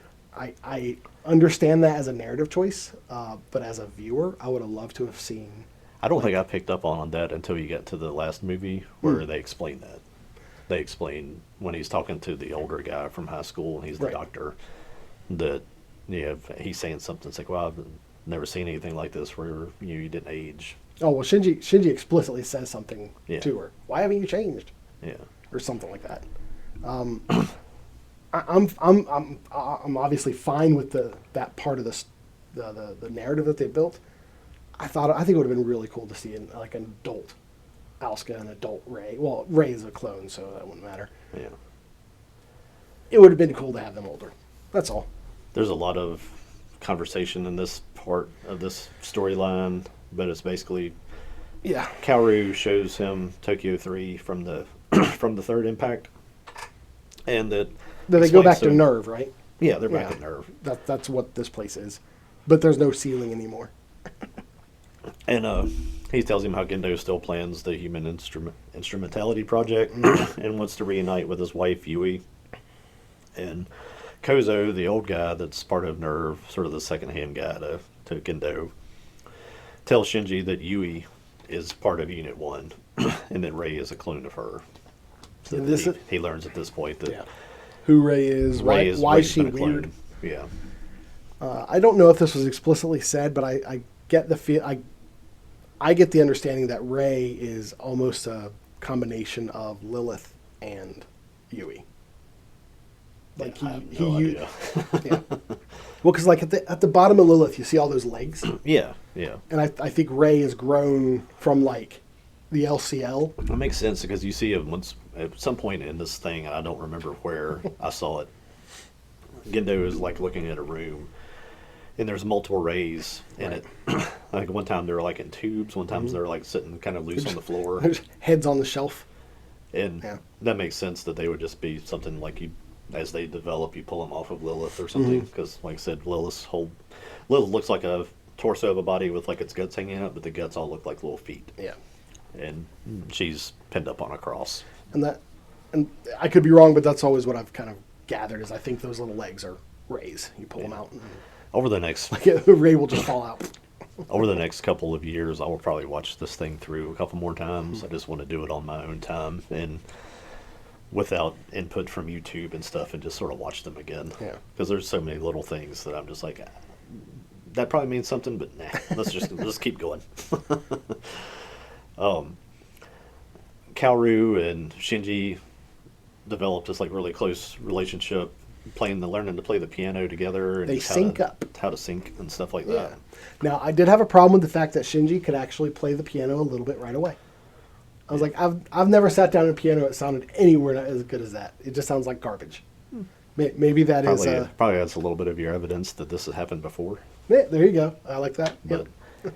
I actually, because of what he said at the end of that, whichever movie it was, that you're different this time, I started to look for things like that as I went. It's like somehow or another Shinji's done this. Yeah. And I was like, is Shinji going to decide to change paths? Is it going to be just Neo, where he's going to try to do something different, or is it just going to be that he's going to be controlled by?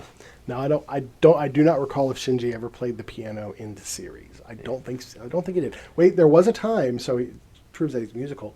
There was a mission in which him and Asuka had to, like, move exactly together. So they had to like learn how to dance together. Yeah. I just assumed that in the previous times he was here that he's learned to play it gradually as he's been going. It might have been It's kind of a Groundhog Day situation on that one. when they synchronized the first time. They might have been playing chopsticks and Yeah. Big Chief Indian or something, and now they're playing Mozart because they've done this enough times that, that we can just jump in and get more complicated. But they do all that. Kaoru takes his choker off, puts it on himself. They go to Take Shinji's choker off and Yeah. puts it on himself. Yeah. Yep. They go to pilot 13, which is the first one that takes 2 pilots. And I'm assuming 13 is because it's the 13th angel Yeah. ish, Sure. maybe. I don't know if that's why they picked that number. And he explains to them that they can take the spears, the Cassius and the Longinus. Longinus? Longinus. Feel like saying that improperly. It doesn't sound very polite. But they can, with those 2 spears, which only the 2 of them can go get, they can undo the 3rd impact. So Shinji's all in on wanting to fix everything that he screwed up at this point. So they go to do that, and Rei follows in Unit 9. And before this, I think that, I have on my notes anyway, that we learn at this point that humans were created with the fruit of knowledge, and what the human instrumentality project does, it will reform all life Yeah. with the fruit of life. There's a lot of conversations and stuff that happen in and around the piano part where I'm like, come on, robots, let's fight some more. And we also learn that Shinji's mom, Yui, is inside Unit 1's control system. Yeah. Kozo tells him Yeah. that Yui is in Unit 1. Yeah. Yeah, you mentioned him earlier. Yeah. So they go with Rei in Unit 9 to get these spears that are in Lilith, which again, I just thought that's just where they were. I didn't realize that had anything to do with it. Yeah. Which is pretty much at the very, very, very bottom of Nerve, Yeah. where Lilith was. And I think that's where they run into. When they get there, because Rei comes with. At this point, Shinji, because Shinji's been like trying to get Rei to be more like Rei, Yeah. because he was thinking that it was the Rei that he saved, but he does learn that no, it wasn't the Rei saved, and he kind of shuns this Rei. He like lashes out at her and whatnot. But they're going down to go get the spears from Lilith, and Rei's tagging along. And when they actually break the barrier where Lilith is, which was kind of silly. It was like, oh, we need to be together and in perfect sync and harmony. And the foot touches the barrier and it just disintegrates. And Shinji's like, yay, we did it. All right. I made a note about there being a Mark 6 there, and I don't remember what Mark 6 was doing. Once they get down there, that's when Mari and Asuka come in. Okay. But Asuka comes in, Mari's up on the sniper. But the Mark 6, they all start to realize that the spears are not what they thought. That they were not the two spears that could undo it. That one of the spears had been changed or something. Kaoru says that they're different. Yeah. And he starts to like question. He's like, whoa, something's going on here. And Shinji's just doing la la la, I can't hear you. So he runs. Well, what Kaoru tells him is like, hey, if we get these spears, we can turn the world right. We can make it right. Yeah. And then Shinji doesn't listen to anything after that. Yeah. Idiot Shinji. Yeah. So he goes and removes them because he's like, this is the only way. Even though he said those aren't the right spears, I'm getting spears. Okay, so they're down there with Lilith, and on the ground are skulls. You recall that? Yeah. Those skulls were huge. Yeah. They weren't people skulls. Yeah. They got to be Ava skulls, right? I guess so. Yeah. That was one of the things that struck me because I was watching. I was like, those skulls are way too big, and then I was like, well, they can't be human skulls, and I don't think that the writers and the designers and the animators would miss that. Yeah. So that's. But wherever this Unit 6 that came from or why it's there, Rei decapitates it. Yeah. And the 12th angel, apparently the 12th angel was inside of that unit. And again, I don't know the why of that. But the 12th angel comes out of the decapitated Unit 6, and Unit 13 absorbs it. And I put question marks after that because at that point I was like, I don't even know what's happening at this point. It's like they're just... Things are happening, and I don't know who these characters are, why it's the 12th angel or whatever. I was like, there's a lot of plot devising in this. There just is. It's just like, and a lot of MacGuffins. It's like, well, it happens because it needs to happen. Yeah. That kind of thing. But that awakens Unit 13 just like it did in the near third impact, where it becomes white and it starts the fourth impact. And Kaoru explains to him that he's the first angel and that he will be the last. I think he tells that to Shinji. And that's where he could have said, I'm Alpha Omega. Could have. Could have, didn't. But then he blows himself up with the collar. Yeah, and now this is me bringing my, well, why did that happen?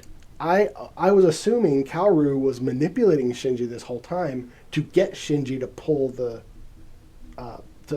lances to start the fourth impact. Yeah. I thought that's what he wanted. Yeah.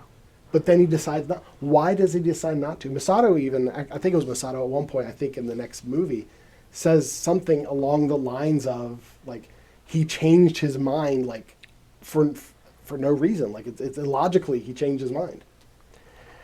I've still kind of come back to the thing where I think he's just, he's almost observing everything happen, and he's just seeing what people choose to do. Yeah. Like, he's literally just like, y'all get a little bit of free will. Let's see what you do with it. Yeah. And y'all keep doing the same thing. So let's just, I'll come out of the next coffin next time and see what happens next time, I guess. And because of the way the plugs work, the Shinji and Kaoru can see each other. And it looks like they're in the same space. But they're separate. But they are separate. They are in two separate, like, tubes. He goes splat all over Shinji's window. Yeah. Breaks Shinji a bit, just a little bit. Then I guess, I don't know if it was Asuka or who did it, but somebody... She finds his plug. Somebody spears the unit to stop the impact. Oh, yeah. I don't know. I don't know if that was I Mari. It was Mari. It might have been Mari. Yeah. Then Asuka drags him... well, that's later. It stops it. Yeah. I think it's like, isn't that the end credit thing? Then, at the very end of it, they're down onto the ground. Everything is destroyed. And Asuka drags him from the cockpit of the of the plug. And Ray is there, and they're just like, Tokyo 3 is destroyed. Thanks, guys. Yep. And that's the end of that one. They go to where the linen are. Lilin. What I can't believe is the time that happens from that one till this one being made. It's like they left you there Yeah. for a very long time. Long time. And then they finally decided to come back. Let's pick that story back up. 3.0 to 1.01. I don't know how many years it was between those two, but I was like, wow, that's just kind of mean. They just take you to, Shinji, you screwed up. Everything's dead. And that was the end of, I don't know if that's what people thought. That was the whole end of the whole series. No, I think that if they knew that it was. I think they knew. And I think it was because I did the thing where I, like back in 2000, because it was 2007 was 1.0. 2009 was 2.0. 2012 was 3.0. And then a whopping 9 years later, 3.0, 1.0. That's a long time between. Yeah. That kind of cliffhanger. I wasn't like a part of the Evangelion community or anything, but I do remember like hearing people being upset that it was taking so long, that kind of thing. Yeah. So I think they were expected. Yeah, I was mad that Attack on Titan took as long as it did to get to its final season and close all that up, and that was only like a year. But yeah, that comes back to 3 plus 1.0, Yep. or however they 3.0 plus 1.01. So What? This is the sort of thing where it's like, what is with this? I almost The numbering. I kind of have the thought of the guy that maybe created this is probably just an insufferable egomaniac that is just like, this is what I'm doing now. Yeah. What you think about that? And I'm like, He's an auteur. yeah. I did look him up, like what other stuff he's made. He's like somebody that I'm picturing that like comes into a room and is like, wait, these carpets are not red. I need red carpets for I walk. And it's like, yeah, okay. It's like you can either walk across the carpet or you can just stand at the door. But man, he may not be like that at all. I just the way this stuff is presented and stuff. There has to be some pretty odd quirks going on with this guy. Hideki Anno is his name, and he was a image designer, a Godzilla concept designer for Shin Godzilla. Yeah, I think he did. He did Shin Ultraman. Shin Ultraman. Shin. There's another Shin thing. Kamen Rider. I think he did a bunch of that stuff. Let's see. So, obviously a creative mind. Storyboard artist. What was he a writer for? I mean, besides Evangelion. I don't know. Let's move on. Yeah. So this thing kicks right back into, again, the things that kind of make the series enjoyable to me, where Villy is going to Paris and trying to restore To get parts. the base that's there. There's a deactivated base, just it's like a fort, just like Well, Tokyo 3. They were getting the parts that were stored there Yeah. to repair Mari's unit. Yeah. Yeah. But they're And this on the was- way to restore the base there so they can do all that. Yeah. It's a nerve, I guess it was a nerve Yeah, and- stronghold yeah. or something. So it's, Like under Paris? That's wild to me. yeah, they're attacked by nerve there. Yeah. I think you flash back and forth with where Shinji is just a vegetable and they're still walking from the outskirts of Tokyo 3 and following Asuka and Rei. But the They meet older versions of Toji, Kensuke, and Hikari, which are friends from before. I think Hikari is the girl that got hurt. yeah. Yeah, I think that's who that was. But the battle there in Paris is again just super cool thing. And I was all of those linked up robot things. That was all something the Nerve designed. Was that part of the defense? Like Nerve's defense against the Angels, because they had like a giant cannon too, just like the sniper rifle from the earlier movie, and it was like being charged by all those like linked up robots that were walking with it. I think so. Okay. That's a really awesome design too. Yeah. And that's the one where I think that's Mari, isn't it? That grabs the Eiffel Tower and Right, goes yeah, and she's just the- jams it into the barrel of Yeah, she's the only one there. Yeah. Yeah. Yeah. That's an awesome fight scene. Yeah, it's great. It's a great scene. She's using the Eiffel Tower to go through the AT field that's like defending this thing or protecting this thing, and then she like just rams the barrel with this twisted up Eiffel Tower on it. She's even like talking French crap to them too. So, But yeah, you get back to them. They finally make it to Toji and Hikari. Mm-hmm. Ray is there with them, and she goes to work. There's like this little community of sort of refugees that are farming and doing stuff, and they kind of tell you that part of the world that they're these little communities have to kind of like do one thing and work with other communities, and there's an organization that helps you get. I forget the name of that, but they were like, funded in some way by Villy. It's like KG or something. Yeah, but it's all sort of like intertwined communities of survivors that are trading and stuff, so that everybody whoever's left can survive, and even the people there sound like, we know that we're not going to be here much longer. That we can't stop any of this crap that's happening and destroying the world, but we're just living until it's destroyed. I'm like, okay, that's an existence, I guess. And Ray is dubbed lookalike. Yeah. Because they realize she's not the original Ray. Yeah. And she kind of goes through a little self-discovery here. Yeah.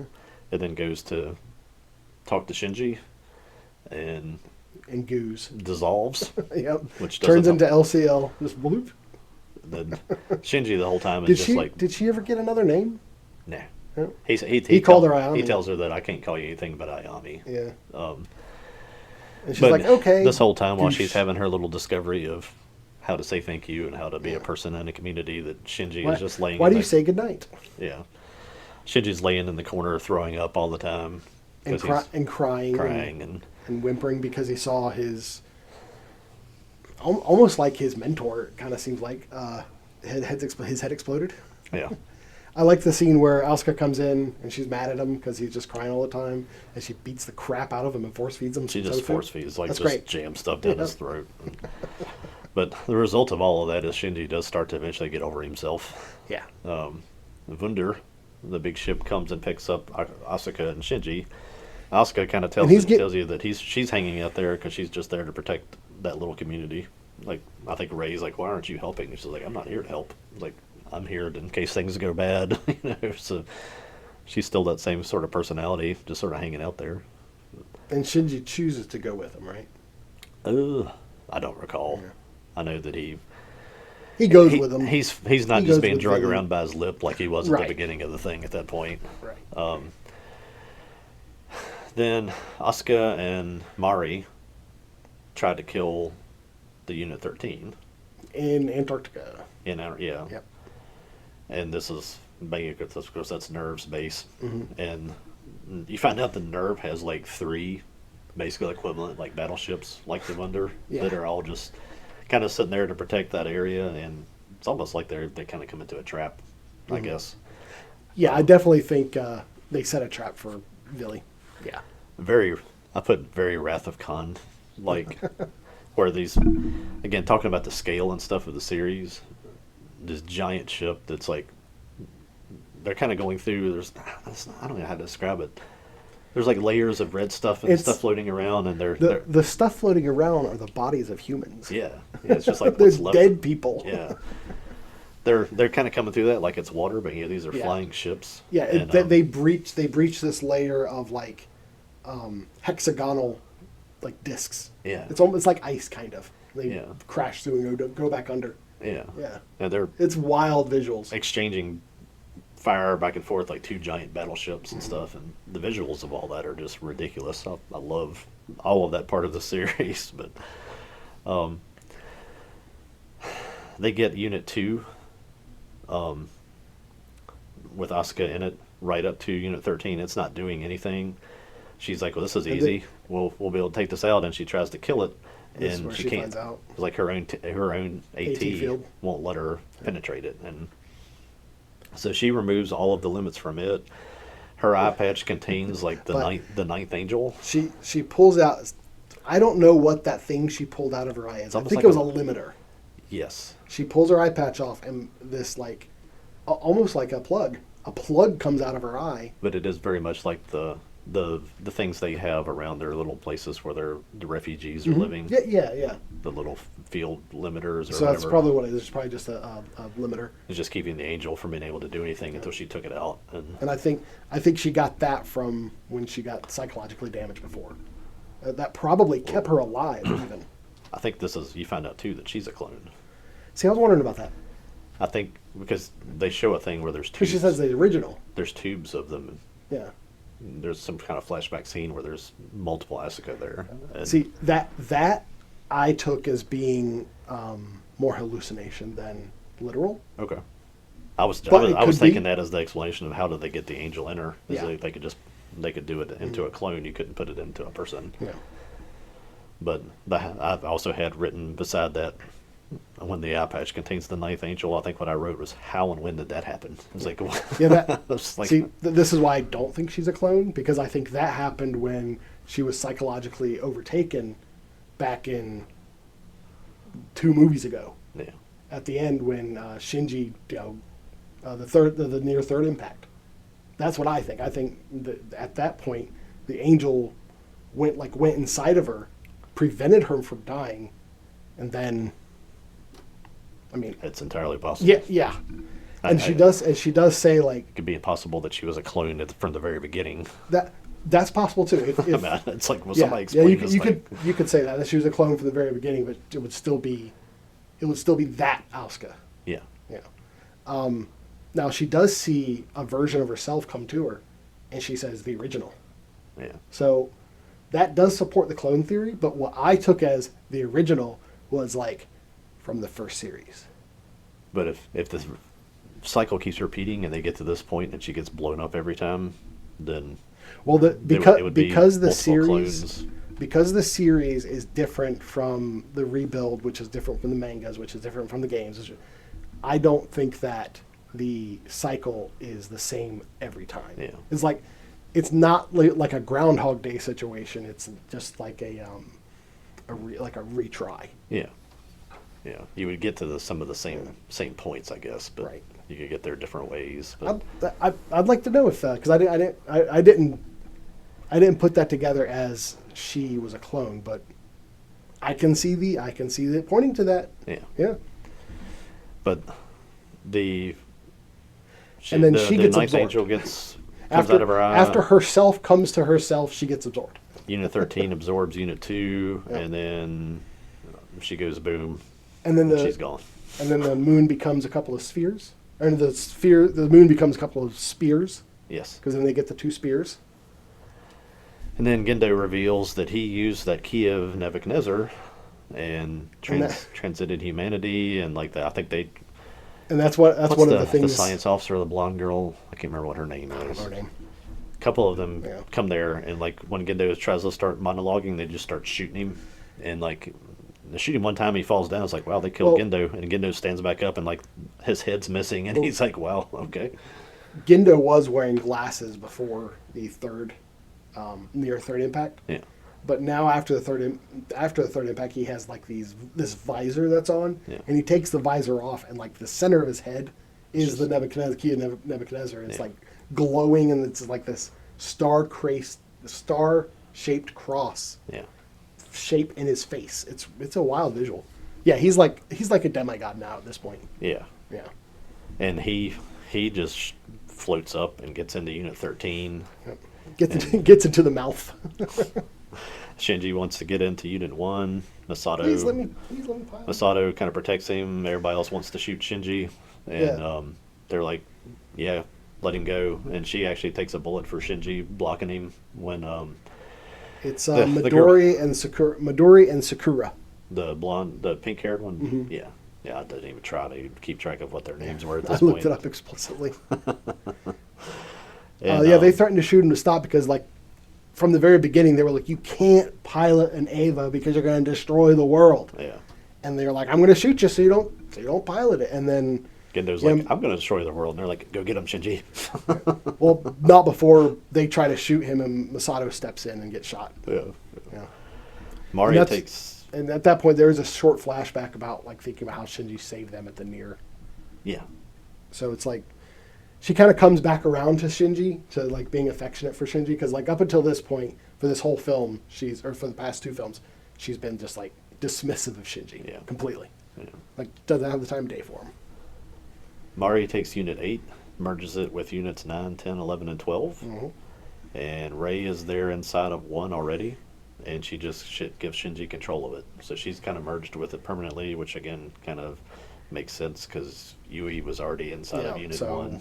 and if Rei is a clone of Yui, yep. Tries to fight Gendo, and you just find out that like this is a stalemate. It literally was like Neo and Agent Smith fighting. I thought that exact thing because when he goes into it's like the negative universe or something like that. I forget what they call it. Yeah. Or the minus universe.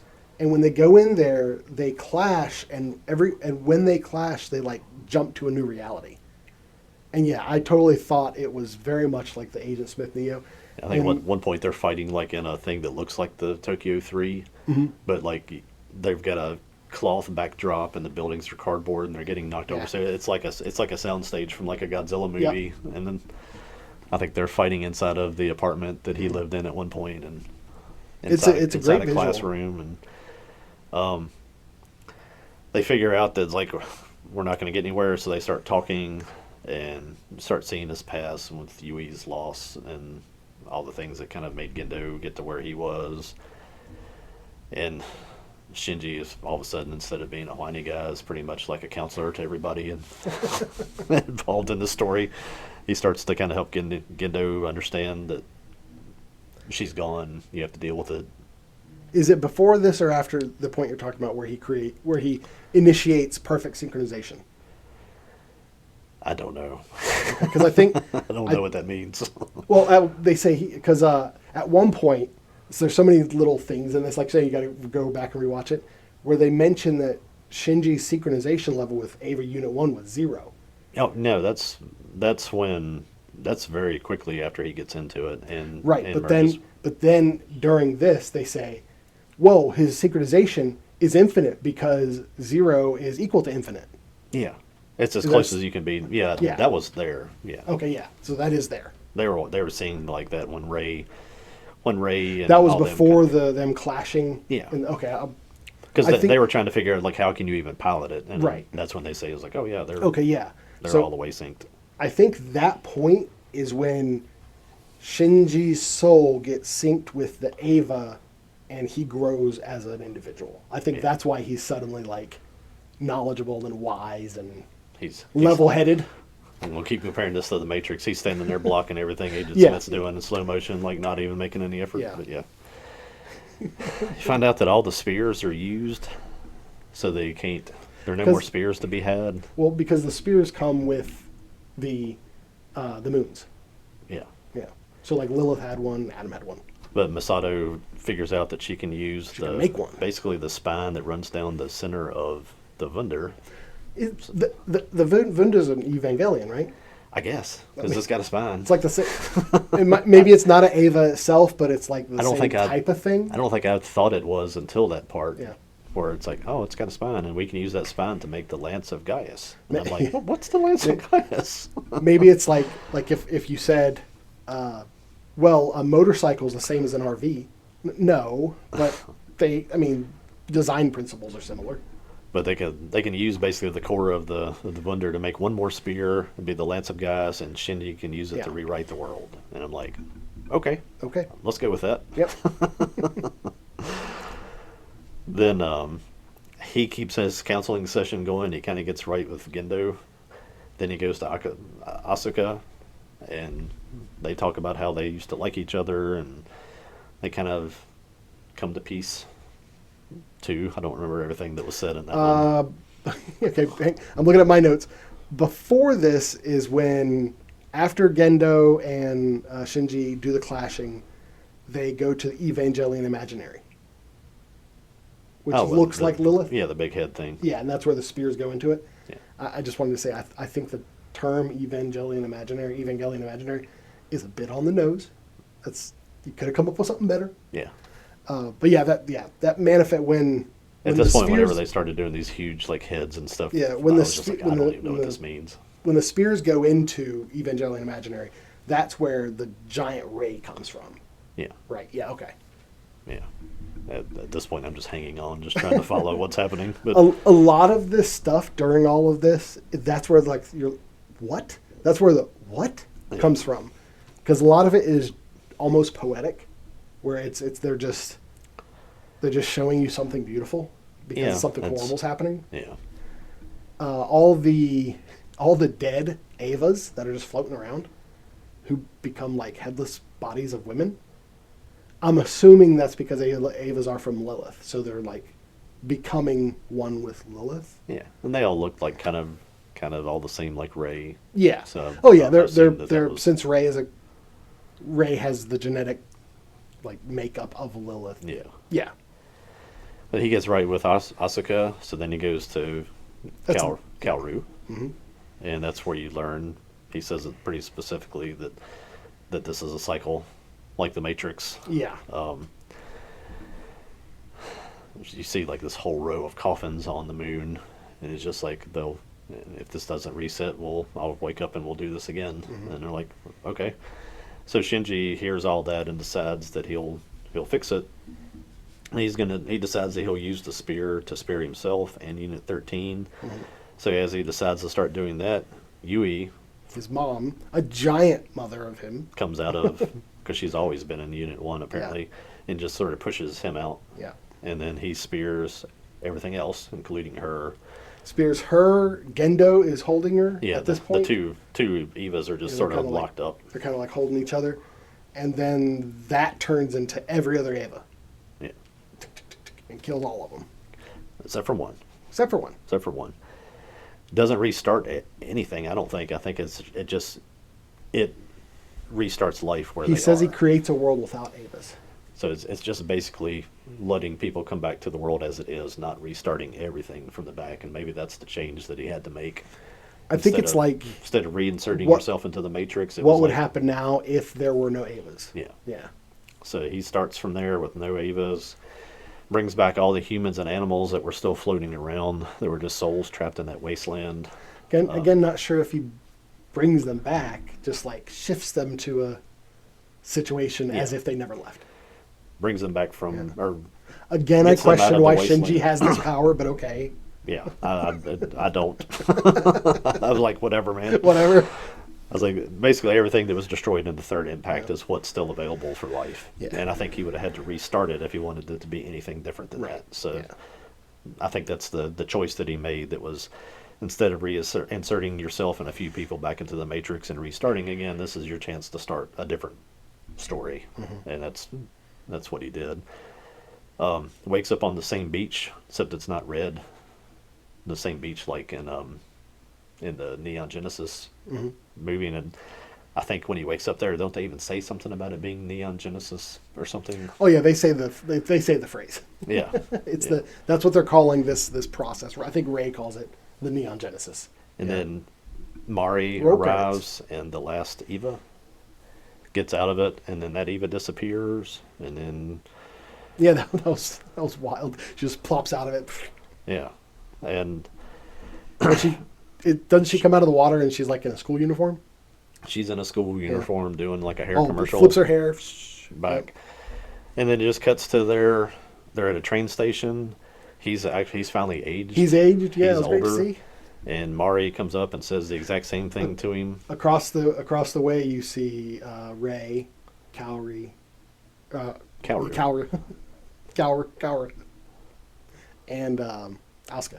Yeah. Yeah, as Yeah. adults, as older people anyway. Yeah. Maybe not adults.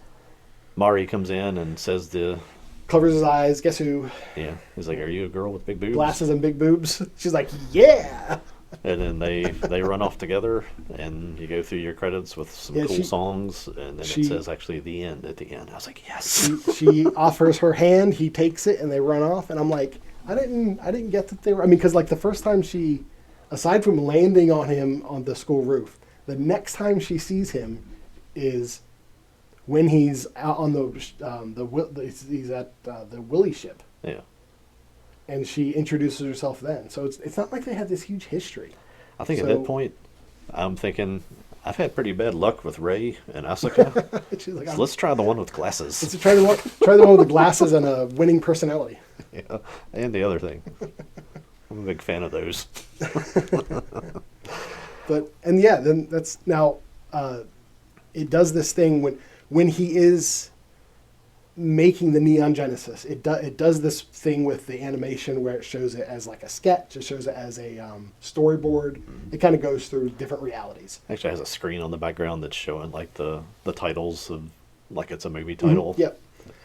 And at the end of this, the image turns into a real image. Like it goes from animation to reality. Oh yeah. And I was like, I wonder if again, what's the meaning? It's probably just because they thought it was cool, and they knew their animators could animate so well that it would blend seamlessly. They were showing off. That's what they were doing. But maybe they're like, well, what the story is intending is that our world is what he created. Yeah. That's kind of what I got. That's what I thought he was saying.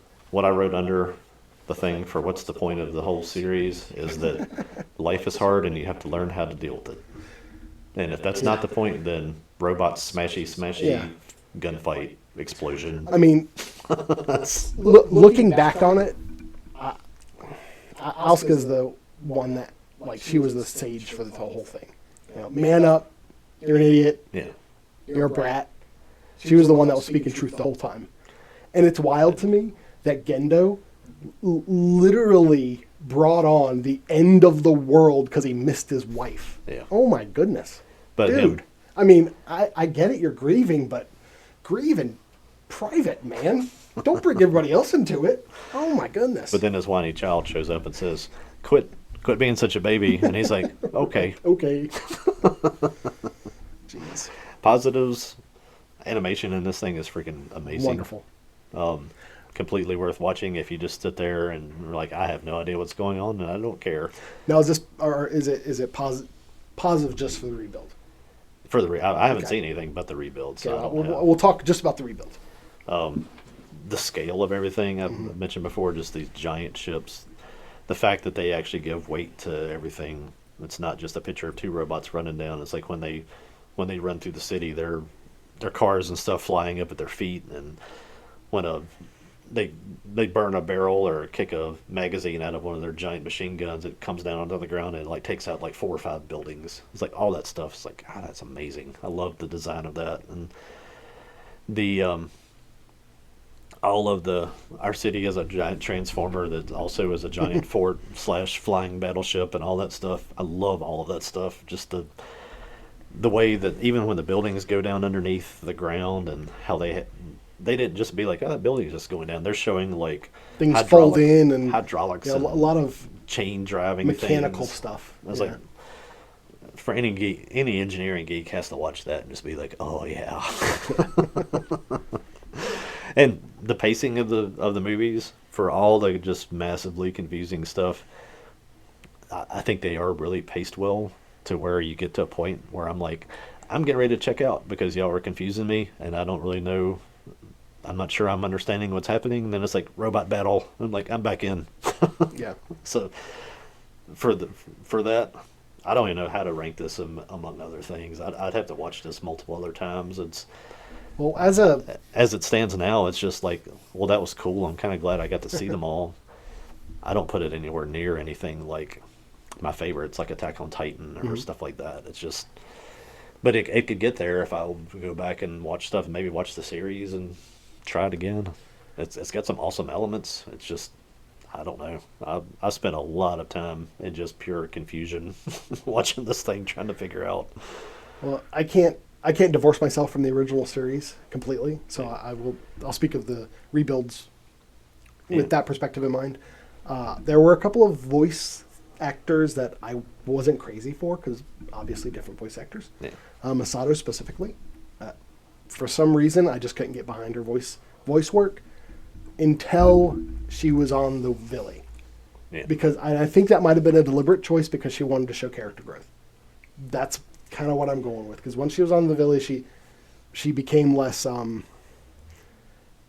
Her voice has almost like a high pitched gravel to it. Yeah. In the beginning, and that kind of goes away. So that's fine. Shinji, the voice actor did a good job. He did great for Shinji. It grates me, man. Shinji grates me. He just does. I'd like to see a second rebuild with you cannot redo. It's like Shinji cannot play. Yeah. Like, just have a little thing, like Shinji comes out, it's like, hey guys, what's going on? Somebody closes the door and be like, no. And then he's not involved in the series for the rest of it. Or you start off with him like getting in the plane or getting on the train or whatever, and he misses it. Just, no, that's it. He missed the A train. bullet from one of the fights comes down and crushes Shinji, and it's like, okay. Oh goodness, that would be an how do you pronounce it? Isekai. You'd kill Shinji, and then just him in another world. Yeah. And you're like, that's not what I wanted. I agree with you that the animation was on point. I did feel at the time, like immediately between like 2.0 and 3.0, I felt there was, like I said, the feel of it. I felt that they're between the original and the new. Yeah. And that was shocking at the time, but I came to appreciate it. I think it was a positive. Yeah. It really fleshed out the world of Evangelion in ways that I felt were missing from the series. Like, for example, knowing that, and again, I could have just missed this stuff from the series, but knowing that other nations had their own Evangelions, I didn't really catch that before, so that was cool, and I felt like it really respected what people loved about Evangelion, and it gave them what they wanted when they said they wanted more. Yeah. Because obviously, people, you end with Shinji and Asuka on a beach with a giant dead ray and red water, and you're like, what? And there's no closure. Isn't that one like the one where he rolls over and just tries to choke her? Oh yeah. And she's just like disgusting. Yeah. And Yeah, like, he tries to choke her because he doesn't believe she's real. Yeah. So it's like at the end of that series, Shinji didn't grow. Yeah. Shinji was still idiot Shinji the whole time. Yeah.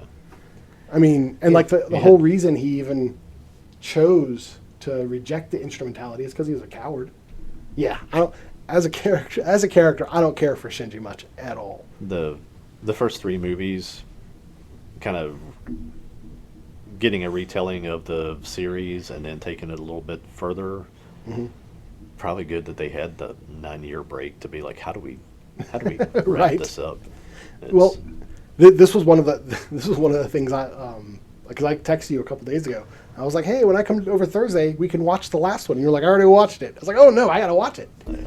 And I was up a little too late last night because I was like, well, it's about an hour and a half.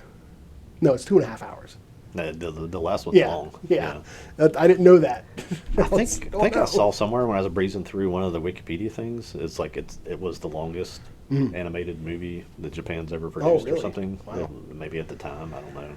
Well, considering the 9 years, they could have split it up and had 2 more. Yeah. But I'm glad they didn't. But because we just watched it all at once. But whatever. Mari, great addition. I would have loved to seen more of her. Yeah. I would have loved to seen her interact with the group, kind of like how Rei and Asuka and Shinji interacted, like with the whole. Would have made more sense for her and Shinji to get together at the end if they had some sort of contact. If it was something. But overall, I think it was a great way to end the series. I don't believe for a minute that's the actual end, and we'll talk about that here in just a minute. I think Evangelion, the original series, set standards for anime. Yeah. It set tropes, and it was like, this is what anime is. And I kind of think, in a way, the rebuild came back and was like, you guys are doing great, well, let us show you how it's done. Yeah. There was a bit of a little cockiness to the creation of this, and I appreciate that. I understand that, especially because of the themes, and I mentioned this earlier to you, is it's like, this is a mech anime, but they're biological. And there are other mech animes where they're biological, but it's like it's not actually a mech anime, but when you think of mech anime, you think of this and Gundam. Yeah. And so it's interesting that even while setting the standard for the trope, it kind of subverts it. Yeah. Which is it's cool. It's cool. It is its own thing. Yeah, and anybody that's just into things, loves mech stuff, is gonna appreciate it. Is gonna love all the other stuff with the way the cities transform and the way the Wunder, I don't think we ever mentioned, has a fleet of full-sized aircraft carriers that fly around with it that Yeah. are piloted by other people, or they control them somehow, and they use them as like Projectiles. they use them as projectiles. Shields. They use them as shields one Yeah. time. I think when you're dropping in the two Asuka and Mari Mhm. at the end, they're riding them down like they're surfboards. Yeah. Like they just drop them out of the sky, and they're using them to block things as they go. And it's like It was a great visual. that's why I was talking about the scale of all that. It's if you're into any kind of mech stuff, you would definitely geek out watching this.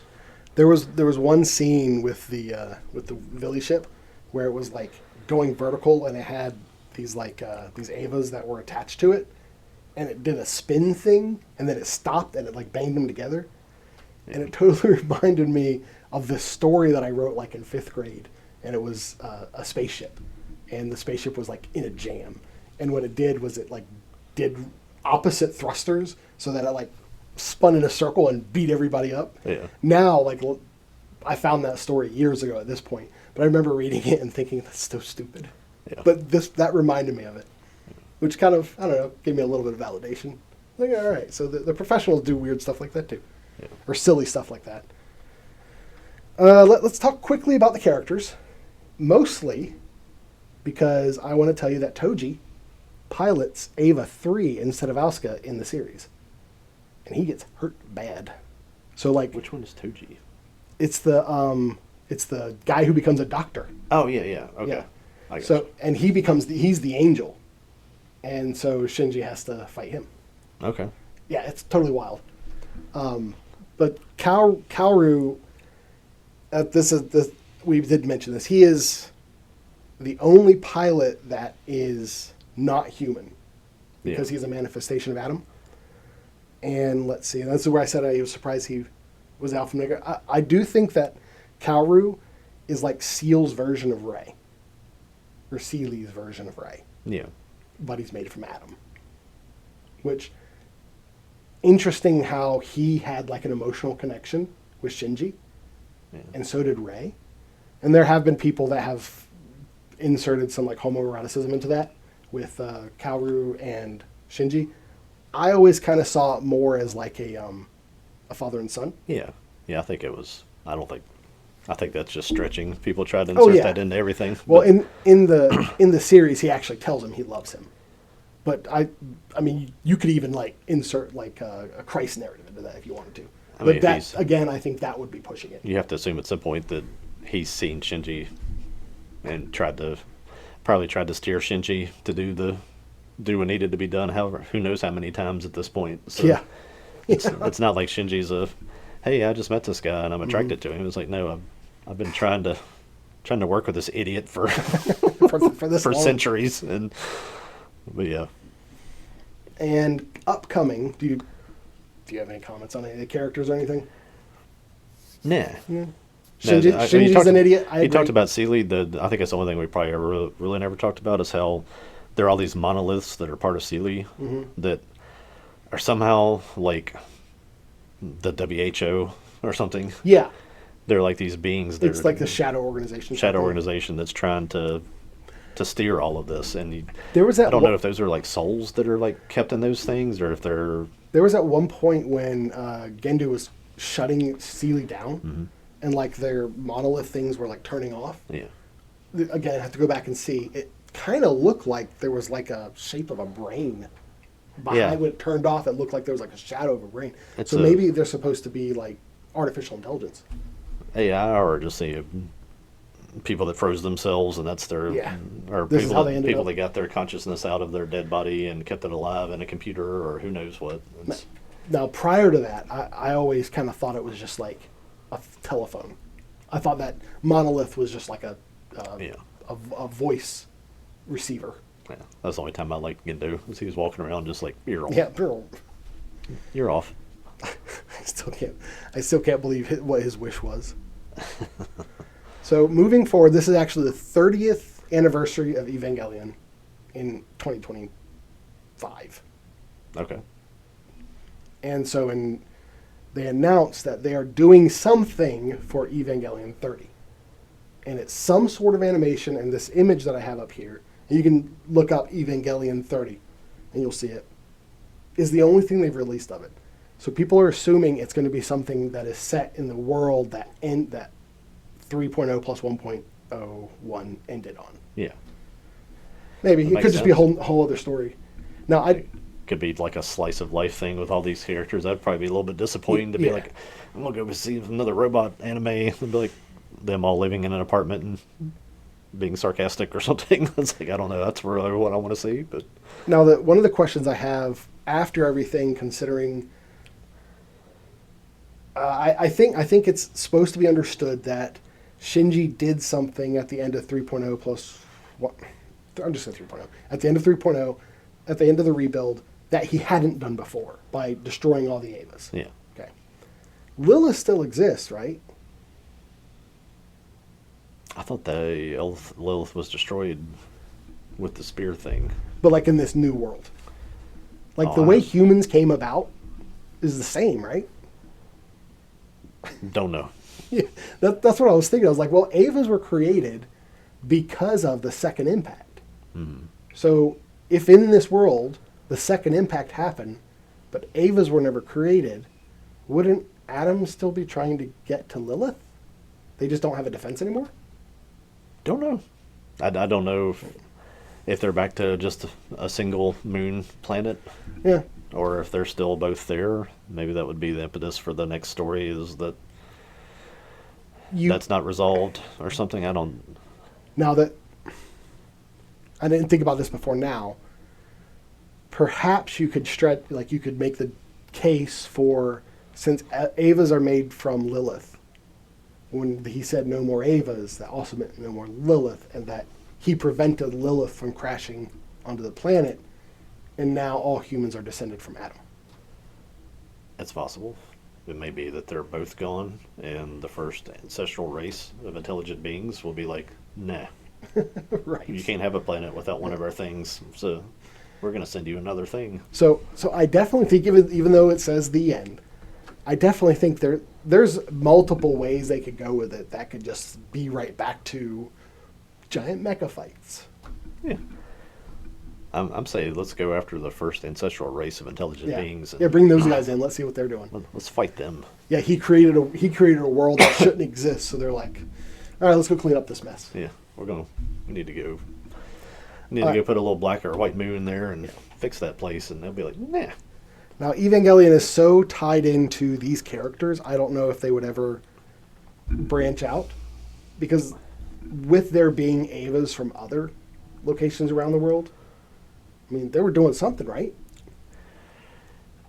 Yeah, I think you're kind of at a happy median on characters at this point. Right. When you brought in Mari and Asuka as the series went. I don't think you went could on. add more to this group, but like, show me like what the Russians were doing with their Avas. Yeah. Did they just build them and hold on to them? Because the angels that they fought, I'm assuming, are the only angels that existed. There at one point was a map that was showing everywhere that was pretty much non-existent. At one point, I did not pay attention to see. There were not very many places. There was That's true. After the second impact, like I think it was like half the basically- world died or It was like something. Japan and like maybe Paris, maybe something in London and like the U.S. and that might have been it. Okay. So there might not have been Russians to contend with at that point. Or And it's just I that remember they Japan showed, like, Japan was like the center of everything. the way they laid the map out, the most probably 3/4 of Africa was like blacked out, like most of the rest of the world was, but there was a little bit up towards like Egypt and Israel and stuff. So maybe there was still some sort of functioning thing there. 'Cause they had like little colors, but again, it didn't explain anything. It Right. just showed there's a map, and I bet if I Google Evangelion world map. World map. Yeah. yeah, that was Yeah, that flashed up at some point in something that I watched, and I do not remember if it was in the series or if it was in a YouTube thing or. Cool. I'm going to look into it. All right. Anyway, that's for later. Yeah. The only other two things, like seeing what else is out in the world, it would be them being like, oh, we want a larger franchise than we already have, which they don't need. I don't think they need to do that at all. Yeah. Seeing like the world beyond what Shinji created, I think, is a logical place to go. Mm-hmm. But they could also give us the second impact, show us that event, and also the fourth impact, or the fourth impact, where Lilith got her head chopped off. Yeah. Like that whole battle with all the skulls and everything. They could make more. It doesn't have to be the end. Doesn't Toho Studios have a right to it? Evangelion, do they? I'm pretty sure at the beginning of the movies it always said Toho. So studio. maybe a distribution. Kahara? It might just be a Kara? distribution thing. But Maybe. the same little Toho thing that you get at the beginning of the Godzilla movies is at the beginning of these. So, but again, that might just be distribution. But I was just thinking with them involved, we could just go completely separate, and we could just have like Godzilla and Evangelion fight, because I know people would like to see that. I don't know how you'd make that into a story, but Just make Godzilla an angel. or Godzilla's there to. He's the protector Stop of an the angel. Earth. Yeah. Who knows? All right. I don't want any more details of this guy's mind thrown in my way, really, honestly. Well, you definitely were able to mark something off your list that it should be marked off most people's list that enjoy anime. Yeah. If somebody comes up to my booth at a show dressed as like one of the angels, I don't think I'm going to engage in conversation, because I'm not sure I'm ready to go any deeper into this than I've already gone. But have you seen cosplayers in like the plug suits? I've seen the people in suits that were probably supposed to be Asuka and and the pink one Mari. Yeah. And I could see like in their school uniform. I could see that. Yeah. That'd be easy enough. People at some of the shows we go to probably dressed in the plug suit type things, because they want to go show off themselves being in tight. Oh yeah, of course. Tight suits. But I've seen cosplays online of that first angel they fought in 1.0, and I like to see more of that kind of stuff. Mm-hmm. But I think mostly what you see it. I want to see the one that had like that looked like a big eye that had like these large tentacles. Yeah. I want to see that one. Yeah. All right, so the next episode of Appalachian Dim Sum is going to be our desserts, Yes. which is pretty much what we're looking forward to. We might change it by then. We're kind of trying to feel out if there's something else we want to talk about, or another way we want to talk about it. Yeah, we can we can change it if we come on to something, but if not, it'll be sort of what we're looking forward to. And I've been surprised this year that there's been as much content already that is interesting. Yeah, we came into the year pretty dour, but I'm happy with what seems to be coming up. Yeah, Absolutely. yeah. So hopefully we'll do a little bit of digging, see if we can find something interesting, and hopefully have something to pass on to you there. Yeah. And if we do that and we dig and the well stays dry, we'll retool into something else. I don't personally think I'm going to be looking forward to anything Evangelion for a while. No. Last year, I finally went through the series and I watched the rebuilds pretty quickly. Yeah. I'm a bit avid out. Yeah, I'm good on Evangelion for a while. I don't need any more right now. All right, but for now, that's it. It's been fun. Yeah. Yeah, it was good. Good series. I'm glad we got to it. Yeah, I love watching the stuff. Maybe one day I'll understand it. There you go. Yeah. All right. Well, thank you, Joel. All right. Later.